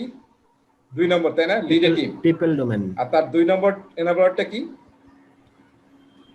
পাইছি আমরা? Support diversity and domain inclusion. 1, task 2, হ্যাঁ, 2 2 নম্বর হচ্ছে enabler আমাদের 2, enabler 2। রাইট। সো এইভাবে আপনাকে আসলে ইন্টারপ্রেট করতে হবে আর কি, যে এটা আসলে কোন আপনার কন্টেন্ট আউটলাইনের কোন টপিকটাকে বোঝাচ্ছে, কোন এনাবলারকে বোঝাচ্ছে, কোন টাস্ককে বোঝাচ্ছে, কোন ডোমেইনকে বোঝাচ্ছে। পরীক্ষার জন্য ইট ইজ নট ইম্পর্টেন্ট। জাস্ট আপনার যদি কোনো কনফিউশন লাগে যে আসলে এটা ইসিওটা কি জিনিস, এই পয়েন্টটা আবার কোথা থেকে আসলো, তো সেটাকে বোঝানোর জন্য আমি বললাম আর কি। তো এই কয়েকটা জিনিস আপনার না জানলেও হবে, কিন্তু পরীক্ষার জন্য নট ইম্পর্টেন্ট। কিন্তু এই টপিকগুলো আলোচনায় কিন্তু আসলে আমরা এখানে দেখবো যে এই এনাবলার গুলা বিভিন্ন নলেজ ব্লকে আলোচনা আছে। সো আমি শুনি যে আর প্রতিটা টপিক শুরুর পরেই এনাবলারের পরেই থাকবে হচ্ছে ডেলিভারেবলস এন্ড টুলস। তার মানে এই টপিকটা বিল্ড এ টিম, এটা করার জন্য, বোঝার জন্য, বা এই টপিকটাতে আমরা যখন টিম বিল্ড করবো তখন আসলে কি কি ডেলিভারেবল আমাদের ইউজ করতে হবে এবং কি কি টুল আমরা ইউজ করবো। সো টুলের মধ্যে দেখেন আমি ডান দিকে টুল বলতেছি, রেসি ম্যাট্রিক্স আমরা ইউজ করবো। What is RACI matrix? কেউ কি জানি রেসি ম্যাট্রিক্স? অনেকেরই জানার কথা। RACI ম্যাট্রিক্স কেউ কি জানেন? Responsible accountable Responsibility. Information consultant. Consultant, right. এই তো সুন্দর, আমরা পারি কিন্তু। রেসপন্সিবল, অ্যাকাউন্টেবল, কনসালটেন্ট এবং ইনফর্মড। হ্যাঁ, তো এই ম্যাট্রিক্সটা কিন্তু আমরা ইউজ করি যখন কাজ অ্যাসাইন করি, যে কে রেসপন্সিবল হবে, কে অ্যাকাউন্টেবল হবে, কার সাথে কনসাল্ট করতে হবে কাজটা করার সময়, এবং কাকে ইনফর্ম করতে হবে যখন আমরা এই কাজটা এক্সিকিউট করব। সো এটা একটা টুল যেটা আমরা ইউজ করব। রাজা ভাই, আর এটা হচ্ছে প্রি অ্যাসাইনমেন্ট টুল। এটা আসলে হ্যাঁ বল। আচ্ছা, কোথাও কোথাও আমরা রাস্কি ম্যাট্রিক্স দেখি, প্রশ্ন মানে আছে? এটা রাস্কি ম্যাট্রিক্স এর পাশাপাশি রাস্কি ম্যাট্রিক্স, RASCI, হ্যাঁ, এটা কি হ্যাঁ, পিএমপির পার্ট নাকি এটা অন্য কোথাও থেকে আসলো? সাপোর্ট না, এই রেসিপিটা আসলে অনেক জায়গা থেকে, এটা অনেক ডোমেইনই আছে এই আলোচনাটা। রেসিপিটিস এটা পিএম বকের কোনো জিনিস না, নিজের না আর কি। পিএম বক আসলে নানান জায়গায় কালেকশন করছে। আমরা কিন্তু দেখবো যে পিএম বকে বা আমাদের যে কন্টেন্টে বিভিন্ন আলোচনা আছে, সবগুলো আসলে বিভিন্ন জায়গা থেকে নেওয়া হয়েছে। সবকিছু আসলে পিএমআই নিজস্ব না, বিভিন্ন ডিসিপ্লিন থেকে নেওয়া হয়েছে। সো রেসিমেট্রিক্স কিন্তু অনেক জায়গায় আমরা ইউজ করি। পিএম বকে আসলে আরেকটা এটার ভেরিয়েশন বলা হচ্ছে, সেটা হচ্ছে RASI, সি না বলে SI বলা হচ্ছে। SIটা বলা হচ্ছে সাপোর্ট, মানে ওই কাজটা করার সময় কার কার সাপোর্ট লাগবে। ঠিক আছে? আর আপনি যেটা বললেন সেটি পিএম বকে আলোচনা হয় নাই, ফলে আমরা ওটা যাব না। আমরা পিএম বকের মধ্যে, মানে এই কন্টেন্টের মধ্যে থাকবো। আরেকটা হচ্ছে, আরেকটা টুল আমরা ইউজ করতে পারি, প্রি অ্যাসাইনমেন্ট টুল। এটার নামটা আসলে অ্যাসাইনমেন্ট না হয়ে বেটার হচ্ছে প্রি অ্যাসেসমেন্ট টুল। আমরা যখন টিম বিল্ড করতেছি তখন আসলে আমরা অ্যাসেস করি যে আমাদের টিমের জন্য কোন ধরনের team member is appropriate based on his experience, competency, skill, knowledge, other things. তো সেটা হচ্ছে প্রি অ্যাসেসমেন্ট টুল। এখানে আমরা 5টা টুলের আলোচনা দেখব, পরীক্ষার জন্য কি ইম্পর্টেন্ট। হ্যাঁ, তারপর ভার্চুয়াল টিম। যখন আমরা টিম বিল্ড করবো তখন যদি কোনো অপশনস থাকে যে আমাদের ভার্চুয়াল লোক আমরা ইউজ করতে পারবো, ভার্চুয়াল টিম ইউজ করতে পারবো, তাহলে সেই অপশনটা আমরা এক্সপ্লোর করবো। আর ডেলিভারেবল কি থাকবে? ডেলিভারেবল মানে কি? মানে টিমের বিল্ড করার সময় যেটা আমাদের ফাইনাল আউটপুট হবে। একটা হচ্ছে স্কিল লিস্ট, তার মানে আমার টিমটা যে তৈরি করতেছে এই টিমে আসলে কি কি স্কিল লাগবে, কয়জন ইঞ্জিনিয়ার লাগবে, কয়জন আর্কিটেক্ট লাগবে, ঠিক আছে, বা যদি সফটওয়্যার প্রজেক্ট হয় প্রোগ্রামার কয়জন লাগবে, ডিজাইনার কয়জন লাগবে, ডাটাবেস অ্যাডমিনিস্ট্রেটর কয়জন লাগবে, সেটা হচ্ছে স্কিল লিস্ট। কি কি টেকনোলজি আমরা ইউজ করবো আমার টিমের জন্য, সেই টেকনোলজি কিন্তু আমাকে হেল্প করবে যে এই টেকনোলজি যারা জানায় তাদেরকে আমরা আমাদের টিমে ইনক্লুড করবো।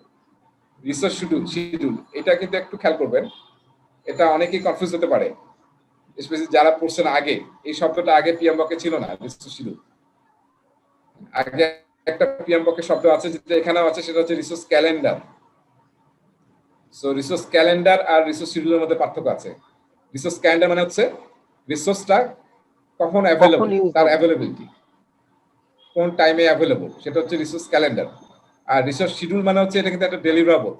এটা হচ্ছে ফাইনাল আপনার টিম বিল্ড করার কাজটার পরে আপনি এক রিসোর্স শিডিউল পাবেন, মানে আমাদের কি কি রিসোর্স লাগবে, তারা কখন, হ্যাঁ, তাদের স্কিল কি, তারা কোন কোন কাজে অ্যাসাইন হবে, এই সমস্ত সবকিছু হচ্ছে রিসোর্স শিডিউল।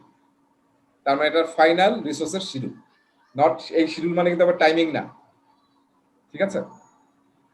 রেট, রেট মানে আমরা যখন টিম বানাবো তখন রেট একটা ইম্পর্টেন্ট রোল প্লে করতে পারে। আমাদের বাজেটের সাথে মিলিয়ে তো টিম বানাতে হবে, তাই না? এই যে আমরা যে বানাই না, ক্রিকেট টিম বানাই না IPL এ, তো যার যেরকম বাজেট সেভাবে কিন্তু সে সেরকম হাই প্ল্যান নিতেছে, যারা সবচেয়ে বেশি কস্টলি।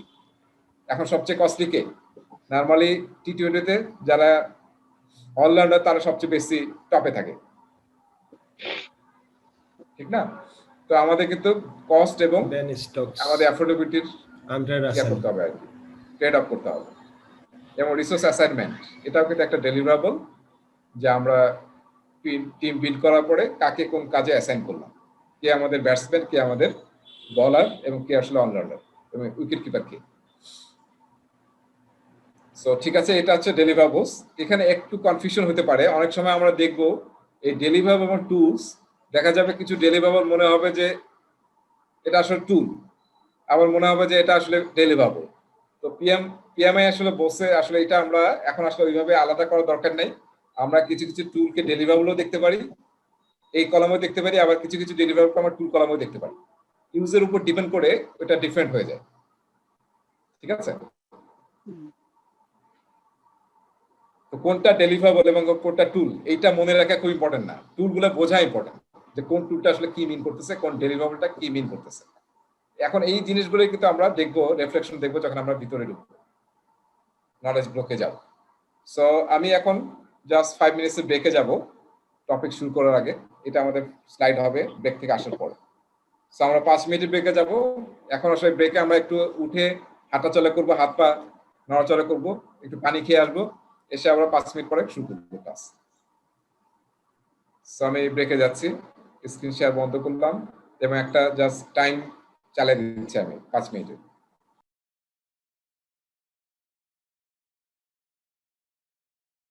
সো আমরা বিল্ড এ টিম করতেছি, সেটা হলো কিসের টিম, ফুটবল টিম না ক্রিকেট টিম, আমরা আসলে প্রজেক্ট টিম, তাই না? So a set of individuals who support the project manager in performing work of the project to achieve its objective, সেটাকে আমরা বলতেছি project team definition. So project টিমে আমরা যে বিষয়গুলো মেইন ফোকাস থাকতে হবে, যে আমরা কি এস্টিমেট করা যে কি কি ধরনের মানুষ লাগবে, কত কোয়ান্টিটি এবং কি টাইপের, এবং তাদেরকে অ্যাকুয়ার করা এবং ম্যানেজ করা। সো পিএমবক যদি কেউ পড়তে চান, পিএমবক আসলে 9 নম্বর একটা চ্যাপ্টার আছে যেটা আসলে রিসোর্স ম্যানেজমেন্ট নিয়ে। সেই চ্যাপ্টারে 4টা প্রসেস আছে। তো সেই প্রসেসগুলো 4টা-5টা প্রসেস আছে, মোস্টলি 5 প্রসেস। সেই প্রসেসগুলোরই কথা এখানে বলা আছে আসলে, যে প্রথমে আপনাকে আসলে এস্টিমেট করতে হবে যে আপনার টিমে কয়জন মেম্বার লাগবে, কি টাইপের মেম্বার লাগবে, তাদেরকে অ্যাকুয়ার করতে হবে এবং থ্রু আউট দ্য প্রজেক্ট তাদেরকে ম্যানেজ করতে হবে। এবং এই টিমটা যে কাজ করবে, সেই টিমটা কাজ করার জন্য সাথে সাথে কিন্তু বিভিন্ন ম্যাটেরিয়াল এবং ফিজিক্যাল রিসোর্স লাগবে, তো সেটা আপনাকে আইডেন্টিফাই করতে হবে। তারপরে অবটেইন পিপল, দ্যাট মিন্স পিপলকে অ্যাকুয়ার করা। তারপর টিমকে ডেভেলপ করা, ভেরি ইম্পর্টেন্ট। মানে টিমকে খালি একসাথে নিয়ে আসলে আর কাজ করতে শুরু করবে এটা কিন্তু হবে না। টিম ডেভেলপমেন্টের একটা ব্যাপার আছে, যেটা আমরা হয়তো অনেকে জানি যে টাকম্যানস ল্যাডার বলা হয়, তাই না? গ্রুপ ডেভেলপমেন্টের টাকম্যানস ল্যাডার, যে টিম যখনই আমরা তৈরি করি তখন টিমের মধ্যে কিন্তু 5টা স্টেজ দেখা যায়। প্রথম বলি হয় হচ্ছে ফর্মিং, সেকেন্ড স্টেপ হচ্ছে নর্মিং, থার্ড স্টেপ, এটাকে আমরা সবাই জানি। প্রথমটা কি? প্রথমটা হচ্ছে ফর্ম, এটা হচ্ছে টিমটাকে ফর্ম করা। তারপরে স্টর্মিং, হ্যাঁ। নর্মিং, পারফর্মিং এন্ড অ্যাডজর্নিং। রাইট। সো এই যে 5টা স্টেজ, আপনি যখনই কোনো নতুন টিম তৈরি করবেন এই 5টা স্টেজের ভিতর দিয়ে সব টিম যায়। সো এই জন্য আপনাকে আসলে সময় দিতে হবে, যে আসলে টিম তো ফর্ম করলে হবে না, টিম দেখা যাবে স্টর্মিং শুরু হবে, তার যার যার নিজের এজেন্ডা নিয়ে কাজ করা শুরু করবে, টিমের এজেন্ডা না নিয়ে। আমাদের প্রজেক্ট টিমের উদ্দেশ্য হচ্ছে যাতে একটা টিম ইন এ বডি কাজ করে, তাদের মধ্যে ইউনিটি থাকে, না হলে কিন্তু ভালো রেজাল্ট হবে না, কোথাও কোনো ইয়াতে ভালো রেজাল্ট করতে পারবে না। ইভেন আপনার সংসারে যদি আপনি আর আপনার ওয়াইফ অ্যাজ এ টিম কাজ না করেন, তাহলে দেখবেন যে সংসারে উন্নতি করতে পারছি না আমরা। সো ডেভেলপ দ্য টিম, তাদের কম্পিটেন্সি ইমপ্রুভ করা, ইন্টারাকশন করা, কোলাবোরেশন করা, এটা আসলে থ্রু আউট দ্য প্রজেক্ট করতে হবে। এবং টিমের পারফরমেন্স কি অবস্থা, এটা কি ইনক্রিজ হল নাকি ডিক্রিজ হলো, বা কেউ খারাপ পারফর্ম করতেছে, ভালো পারফর্ম করতেছে, এটাকে আমরা আপডেট করবো, কম্পিটেন্সি আপডেট করার চেষ্টা করব এবং চেঞ্জ করবো টিমকে যদি দরকার হয়। আচ্ছা, প্রজেক্ট টিম মেম্বার রিকোয়ারমেন্টস। এখন আমাদের এই প্রজেক্ট টিমটা তৈরি করার জন্য আমাদের যখন টিম মেম্বার বাছাই করব যে কাদেরকে টিমে নিয়ে আসবো আমরা, তখন কিছু কনসিডারেশন মাথায় রাখতে হবে। 1 নম্বর কনসিডারেশন হচ্ছে যে টাইপের আপনি প্রজেক্ট করতেছেন তার জন্য যে স্কিল এবং কম্পিটেন্সি দরকার, সেই টাইপের রেলিভেন্ট স্কিলের লোক যাতে আমরা নিতে পারি, এটা যাতে মিস না হয়, তাই না? আমরা যদি ইনঅ্যাপ্রোপ্রিয়েট বা যাদের স্কিল নাই তাদেরকে যদি নিয়ে কাজ করা শুরু করি এবং আশা করি যে এখান থেকে আমরা খুবই ভালো রেজাল্ট করতে পারবো, তা তো হবে না। সো যে রেলিভেন্টের স্কিল লাগবে, কম্পিটেন্সি লাগবে, এক্সপিরিয়েন্স লাগবে, নলেজ লাগবে, সেই ধরনের টিম মেম্বারকে আপনাকে নিতে হবে। সেই কনসিডারেশনটা 1 নম্বর। 2 নম্বর দেখেন, 2 নম্বরটা খুব ইম্পর্টেন্ট, সেটা হচ্ছে সিঙ্গেল পয়েন্ট অফ ফেলুর। এটা আসলে নেটওয়ার্কের ফেলুর না, নেটওয়ার্কের শব্দটা আমরা খুব ইউজ করি, SPOF, single point of failure, single point of failure. মানে আমরা যাতে এরকম না হয় আমার প্রজেক্টে একটাই রিসোর্স, একটা স্কিলের, সে যদি না থাকে তাহলে প্রজেক্ট পুরো স্টপ হয়ে যায়, স্টাক হয়ে যায়। এটা যাতে না হয়, আমরা এমন ভাবে টিম তৈরি করতে হবে যাতে স্পপ তৈরি না হয়। তাহলে কি হবে, সে যদি অসুস্থ হয়ে যায় বা সে যদি টিম ছেড়ে যায়, তাহলে দেখা যায় যে প্রজেক্ট মুক্ত হয়ে পড়ছে, এটা যাতে না হয়। So single point of failure যাতে না হয় সেটা আপনাকে খেয়াল রাখতে হবে। এখন সিঙ্গেল পয়েন্ট অফ ফেলুর যাতে না হয় তার একটা টেকনিক হচ্ছে যে আপনি এমন ধরনের লোকজনকে নিবেন যারা হবে জেনারেলাইজ স্পেশালিস্ট। এই টার্মটা একটু কেউ যদি কাগজ কলম নিয়ে থাকেন তাহলে এটা আসলে দাগিয়ে রাখেন একটু, জেনারেলাইজ স্পেশালিস্ট। তার মানে হচ্ছে এটা কিন্তু অ্যাজাইলের কনসেপ্ট। আমরা অ্যাজাইল নিয়ে নেক্সট ক্লাসে অ্যাজাইল নিয়ে অনেকগুলো কথা বলবো, আলোচনা করবো, এবং অ্যাজাইলের ভ্যালু এবং প্রিন্সিপাল নিয়ে আলোচনা করবো, এবং অ্যাজাইল মাইন্ডসেট নিয়ে কথাবার্তা বলবো। এবার কিন্তু আমরা জানি যে 50% কোশ্চেন আসবে অ্যাজাইল থেকে, অ্যাজাইলের কনসেপ্ট থেকে, অ্যাজাইলের ফ্রেমওয়ার্ক থেকে, অ্যাজাইলের ভ্যালু এবং প্রিন্সিপাল থেকে। সো সেই জিনিসটা আমাদের পড়তে হবে, যেটা পিএমবকে ছিল না। এটার জন্য আপনাকে আলাদা একটা বই পড়তে হবে, এপিজি অ্যাজাইল প্র্যাকটিস গাইড। ঠিক আছে, এই বইটা আজকে আপনাদের আমি দিয়ে দেবো, অ্যাজাইল প্র্যাকটিস গাইড। এটা 100 পেজের একটা ডকুমেন্ট। এই বইটার 2 থেকে 5 নম্বর চ্যাপ্টার মাস্ট রিডিং আপনার এই পিএমপি প্রিপারেশনের জন্য 2 থেকে 5 মিনিমাম। আর যাদের সময় আছে বা শেখার আরো আগ্রহ আছে তারা আসলে ফুল বইটি পড়তে পারে। পুরো বইটা বোধহয় মেইন পড়ার অংশ বোধহয় 90 পেজের মতো হবে, 80 থেকে 90 পেজের মতো হবে। So this is not a big book, very small, কিন্তু আপনি পড়লে অ্যাজাইল সম্বন্ধে ভালো জানতে পারবেন আর কি। সো আমি ওই বইটার 2, 3, 4, 5 সবই এখানে আলোচনা করব। আর আপনারা মনে রাখেন যে এই 2 থেকে 5 এই 4টা চ্যাপ্টার মাস্ট রিড। সো অ্যাজাইলের একটা পার্সপেক্টিভ হচ্ছে যে অ্যাজাইল টিম যখন তৈরি করা হয়, অ্যাজাইল প্রজেক্ট ম্যানেজমেন্ট টিম, সেই টিমে আসলে আমরা জেনারেলাইজ স্পেশালিস্টকে বেশি প্রেফার করি। এটাকে আমরা যদি ক্রিকেট খেলা বলি তাহলে আমরা বলি অলরাউন্ডার। হ্যাঁ, এরকম অলরাউন্ডার, এই যে টি শেপ। তার মানে আমরা যাতে এরকম রিসোর্স না নেই যারা আই শেপ। আই শেপ মানে কি, যে আমার একটাতে ডিপ নলেজ আছে আর আমি কিছুই পারি না। ঠিক আছে, তাহলে কিন্তু স্পট তৈরি হবে। ঠিক আছে, ভাই এটা কি জ্যাক অফ অল ট্রেডস হবে? Jack of all trades type? না, একদম জ্যাক অফ অল ট্রেডস বলা যাবে না। আমরা যদি টি কনসেপ্টটা দেখি তাহলে একটু বুঝতে পারবো যে আমাদের আসলে একটাতে আমরা স্পেশালাইজেশন থাকবে, আমাদের ডেপথ অফ নলেজ। হ্যাঁ, টি একটাতে আমাদের এক্সপার্টিস থাকবে, যে আমরা ওটাতে সুপার এক্সপার্ট বা I am the go to person. আর আরো কিছু বিষয়ে আমার ব্রেথ অফ নলেজ থাকবে, যাতে আমি কেউ যদি অ্যাবসেন্স থাকে বা আমার কোনো হেল্প করতে হয় তাকে, তাহলে আমি যাতে হেল্প করতে পারি সেই পরিমাণ নলেজ আমার থাকতে হবে। আমি তো এরকম সুপার এক্সপার্ট হওয়া সম্ভব না আসলে, কারণ মানুষ তো আসলে এত বেশি বিষয়ে এক্সপার্ট হতে পারবে না। সো আমি একটা বিষয়ে আমার ডেপথ অফ নলেজ থাকবে, কিন্তু একাধিক বিষয়ে আমার ব্রেথ অফ নলেজ থাকবে, যাতে আমি আমার প্রয়োজনে, আমার টিমের প্রয়োজনে আমি হেল্প করতে পারি। সেটাকে বলা হচ্ছে টি শেপ পিপল, এবং সেটি হচ্ছে জেনারেলাইজ স্পেশালিস্ট। খুব মাথায় নেন এটা। অ্যাজাইলের কনসেপ্ট হচ্ছে যে আমরা টি শেপ পিপল চাই, নট আই শেপ।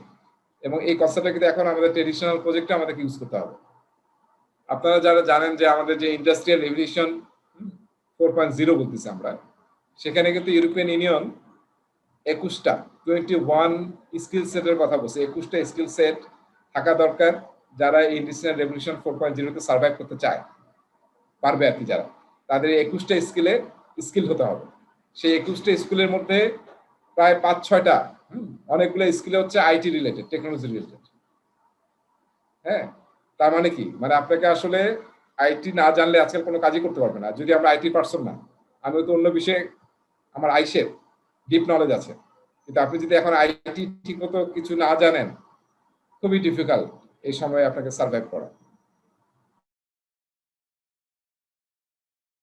প্রেফার করে this type of people. Agile নিয়ে আমরা অনেক কথা বলবো, তখন আসলে আমাদের কনসেপ্টগুলো একটু ক্লিয়ার হবে ধীরে ধীরে। আর আদার কনসিডারেশন মানে ফিজিক্যাল রিসোর্স, ইকুইপমেন্ট, ফ্যাসিলিটিস এবং অ্যাক্সেস রাইট, এই জিনিসগুলোকে আমাদের কনসিডার করতে হবে যে কোন ধরনের আমাদের অ্যাক্সেস লাগবে, কিছু ফিজিক্যাল এবং ম্যাটেরিয়াল লাগবে। আচ্ছা, আমরা স্টেক হোল্ডার নিয়ে অনেক কথা বলবো পুরো ইয়াতে, মানে আমাদের ডিসকাশনে স্টেক হোল্ডার নিয়ে প্রচুর কথা বলবো আমরা। সো স্টেক হোল্ডারের কনসেপ্ট আমাদের একদম ক্লিয়ার হতে হবে। স্টেক হোল্ডার কে, কারো জানা আছে? Who is the stakeholder প্রজেক্টে?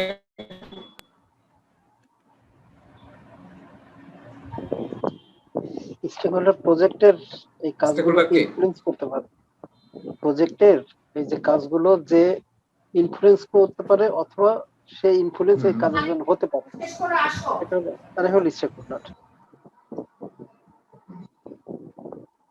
আচ্ছা দেখেন আপনি যদি পিএমবক এর 6 এডিশন সার্চ দেন, হ্যাঁ, তাহলে জাস্ট পিএমবক এর 1 থেকে 537 পেজ, হ্যাঁ, এই পর্যন্ত যদি সার্চ দেন পিএমবক এর এক্সিস্টিং, তাহলে দেখবেন যে ওখানে প্রায় 800+ বার স্টেক হোল্ডার শব্দটা আসছে।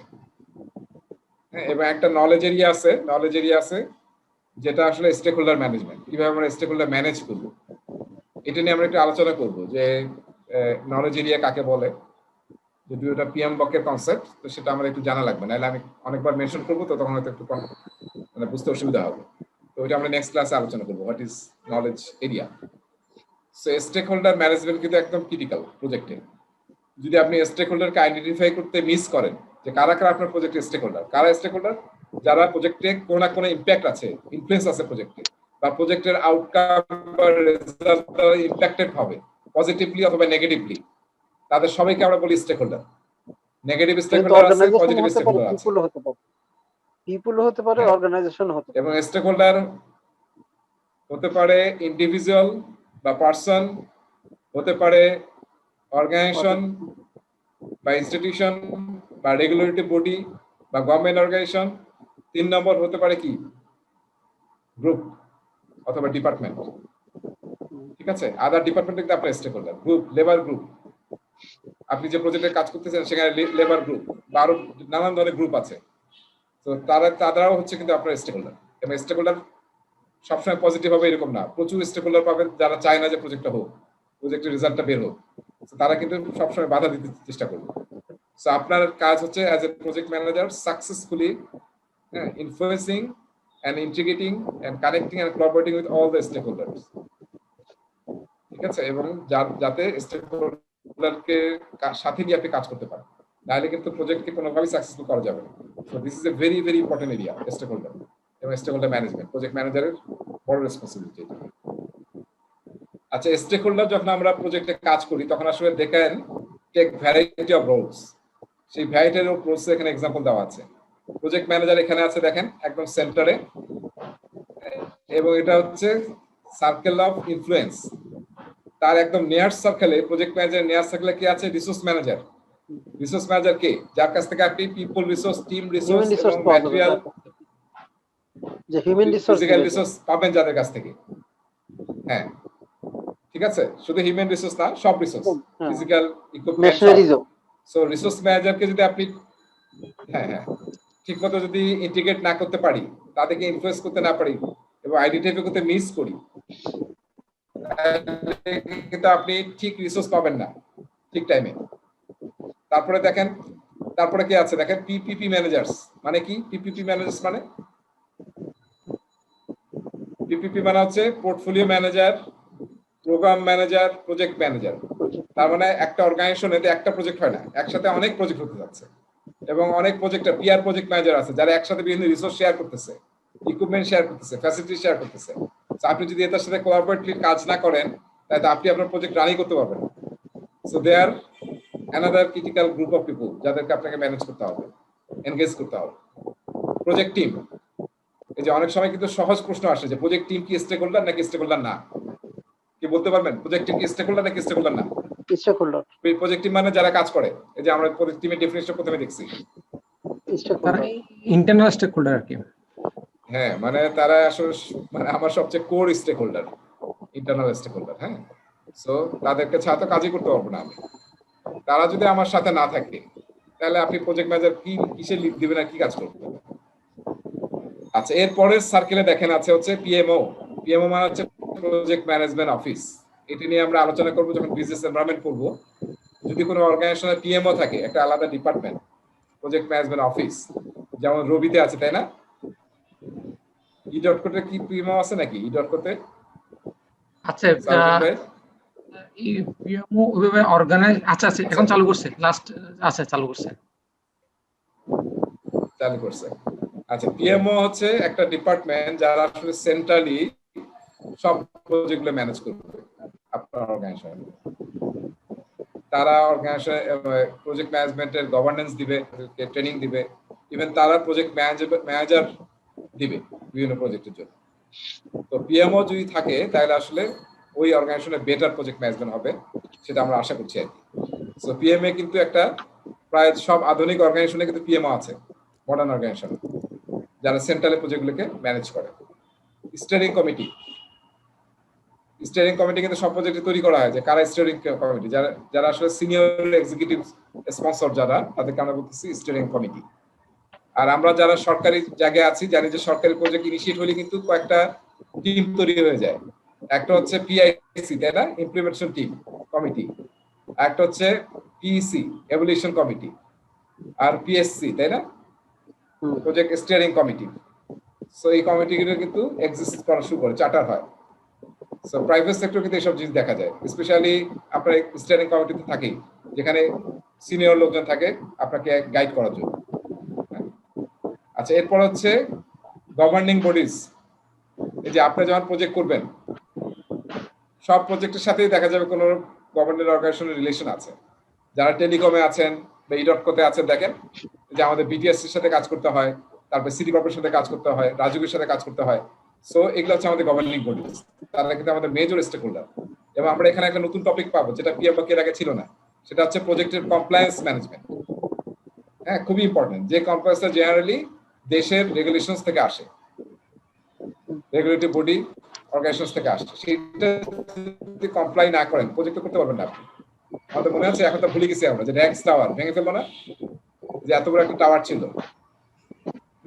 মানে আমরা যারা ফার্ম দিয়ে চলাচল করতাম, মানে গিয়ে ওই টাওয়ার প্রতিদিন দেখে আমাদের দেখা লাগতো আর কি, যে বিশাল এক টাওয়ার। সেই টাওয়ার কিন্তু এখন নাই, মানে কারো মনেও নাই যে টাওয়ারটা ছিল। জিএমএ বিল্ডিং তো স্পন্সর মানে যে প্রজেক্টে ফান্ডিং করে। হ্যাঁ, হ্যাঁ, রাইট। আচ্ছা, স্পন্সর, প্রজেক্টে যিনি টাকা পয়সা দেন, যিনি স্পন্সর করেন, তো তারা হচ্ছে আমাদের অ্যানাদার মেইন স্টেকহোল্ডার। তারপরে দেখেন লেভেলে আছে এন্ড ইউজার্স, কাস্টমার্স, আপনার সাপ্লায়ার এবং ভেন্ডর, যাদেরকে ছাড়া আপনি তো প্রকিউরমেন্ট করতে পারবেন না, সার্ভিস, ম্যাটেরিয়াল, ইকুইপমেন্ট, তারা আপনাকে হেল্প করবে। এবং এর বাইরে বাকি যারা আছে সবাইকে আমরা খুবই সিম্পল ওয়ার্ডে বলতেছি, অল আর আওয়ার স্টেকহোল্ডার্স। যাদেরই কোনো ধরনের স্টেক আছে, শব্দটা দেখেন, স্টেক ইন আওয়ার প্রজেক্ট, তারাই আসলে আমাদের স্টেকহোল্ডার। সো খুবই ইম্পর্টেন্ট, স্টেকহোল্ডার মিস করা যাবে না। এবং তাদের এক্সপেকটেশন কি, রিকোয়ারমেন্ট কি, তাদের পাওয়ার কি, তাদের ইনভলভমেন্ট কি প্রজেক্টে, এটা যদি ক্লিয়ারলি না বুঝে এনগেজ না করেন। এবার এখানে আরেকটা কথা মনে রাখতে হবে, প্রজেক্ট ম্যানেজারকে শুধু এনগেজ করলে হবে না স্টেকহোল্ডারকে। As a project manager in some places you have to engage yourself, ঠিক আছে, you have to collaborate with others. সবাই আপনার সাথে এসে কোলাবরেট করবে না, আপনাকেও কোলাবরেট করতে হবে বিভিন্ন স্টেকহোল্ডারদের সাথে to make your project successful. পরের স্লাইডে যাচ্ছি, স্টেকহোল্ডার আইডেন্টিফিকেশন। তার মানে আমি খুব ইম্পর্টেন্স দিচ্ছিলাম যে আমাদের আসলে স্টেকহোল্ডারকে আইডেন্টিফাই করতে হবে, যে কারা কারা আমার প্রজেক্টের স্টেকহোল্ডার। তো আমরা যখন একদম শুরুতে আছি, শুরুতে আসলে সব স্টেকহোল্ডারদের পাবো না। তো যে ডকুমেন্ট দিয়ে প্রজেক্টটা শুরু হয় সেটাকে বলা হয় প্রজেক্ট চার্টার। এটা নিয়ে আমরা পরে আলোচনা করব, যে প্রজেক্ট চার্টার জিনিসটা কি এবং তার মধ্যে কি কি থাকে। জাস্ট একটু মনে রাখি, চার্টার মানে কি, যেটা আসলে প্রজেক্টটাকে ইনিশিয়েট করে। সো যে ডকুমেন্টটাতে হাই লেভেল প্রজেক্টের সবকিছু থাকে, প্রজেক্টের জাস্টিফিকেশন, প্রজেক্টের স্পন্সর কে, প্রজেক্ট ম্যানেজার কে, তার রোলস রেসপন্সিবিলিটি কি, হাই লেভেল রিকোয়ারমেন্ট কি, ডেলিভারেবল কি, হাই লেভেল রিস্ক কি, হ্যাঁ, তারপর প্রজেক্টটা হাই লেভেল শিডিউল কি, বাজেট কি, এইটাকে আমরা বলি প্রজেক্ট চার্টার। তো পিএমআই গাইডলাইন অনুযায়ী মনে রাখতে হবে যে প্রজেক্ট চার্টার ফলো না করলে আমরা কিন্তু প্রজেক্ট ম্যানেজ করতে পারবো, শুরু করতে পারবো। সো প্রজেক্ট চার্টার আমি একটু কথা বলবো, মানে starting point for the project.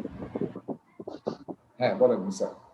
ওই যে আমরা সাধারণত ফ্যাক্টরিগুলোতে আমরা সোয়াট অ্যানালাইসিস করতাম, SWOT। এটা কি প্রজেক্ট চার্টারের সাথে সামহাউ রিলেটেড?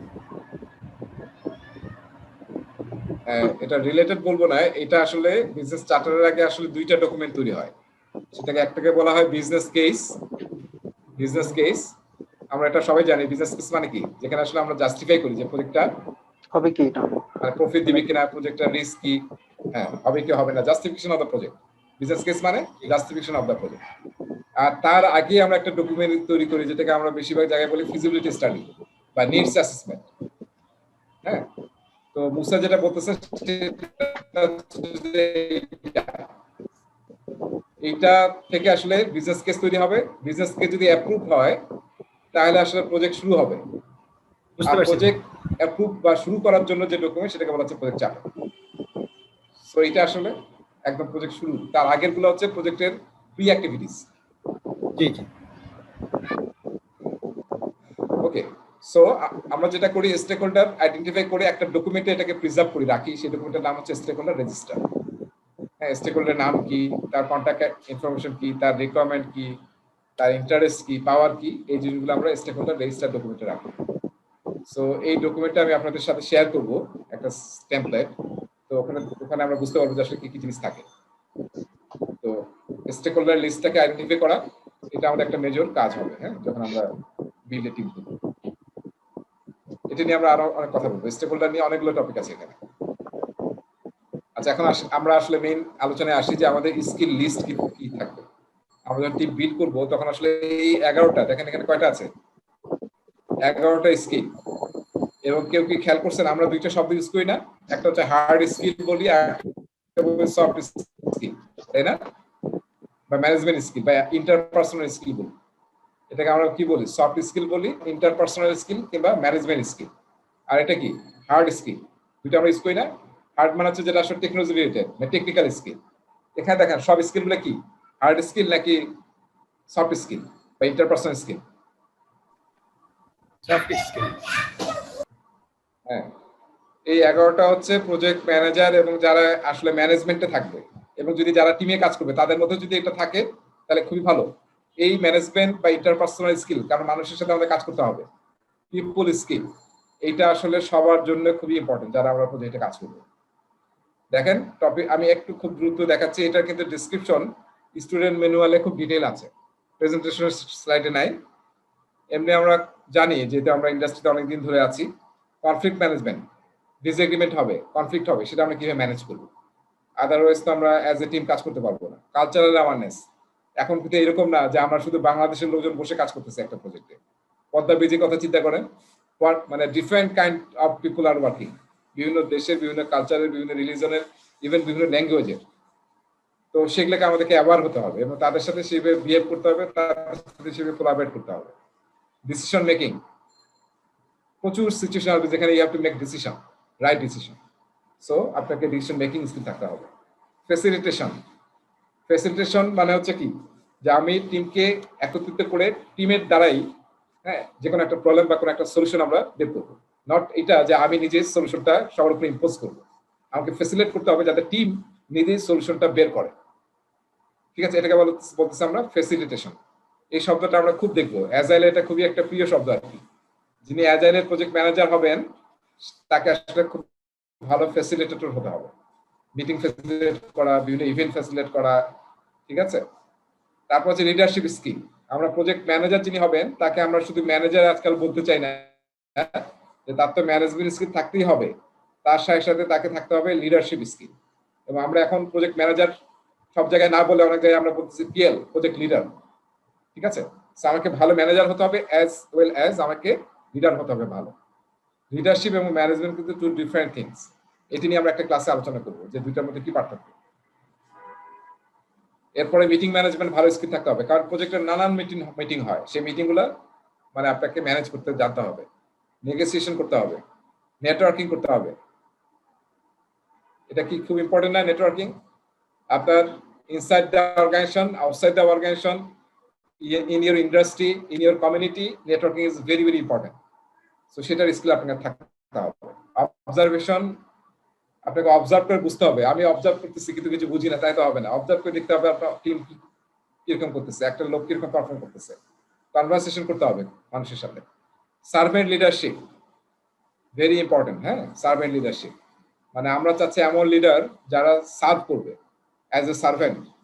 আমরা ট্রেডিশনাল কি করি, আমরা অর্গানোগ্রাম দেখি না, অর্গানাইজেশনের কি দেখি, যে যেখানে উপরে থাকে সিইও, রাইট, তারপর বিভিন্ন হেডস, বিভিন্ন হেড অফ দ্য ডিপার্টমেন্টস, তারপর তার নিচে থাকে হচ্ছে ভিপি বা জিএম, তার নিচে থাকে ম্যানেজার, তার নিচে থাকে এক্সিকিউটিভ, তার নিচে থাকে অফিসার। সো এখানে কি আমরা যে লিডার তাকে আমরা টপে দেখতেছি, কিন্তু সার্ভেন্ট লিডার যদি আমরা বলি তাহলে আসলে this organogram will be shift, উল্টা হয়ে যাবে।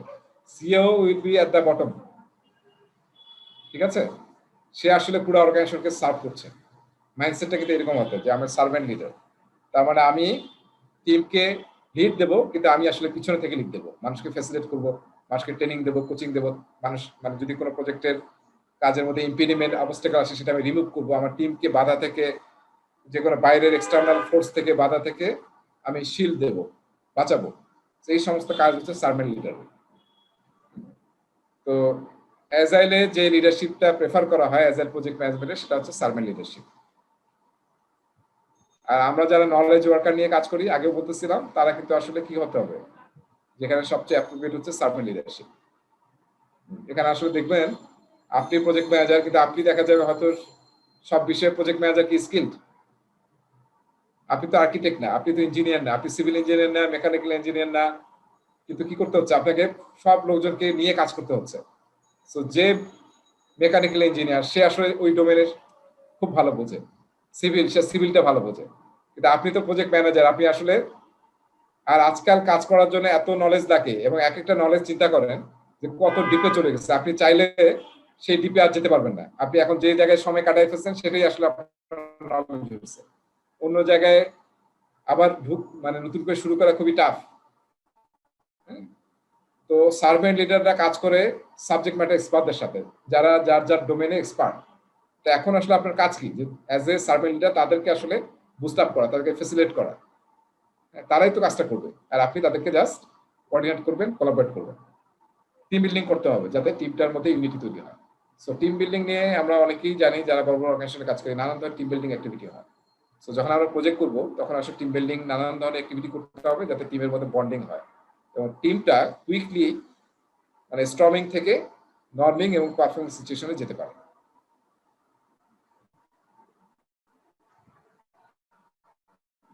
অলরাইট, রেসি চার্ট আমরা আলোচনা করতেছিলাম, যে রেসি চার্ট হচ্ছে এই ধরনের একটা ম্যাট্রিক্স টেবিল যেখানে কি থাকে, টাস্ক গুলো থাকে।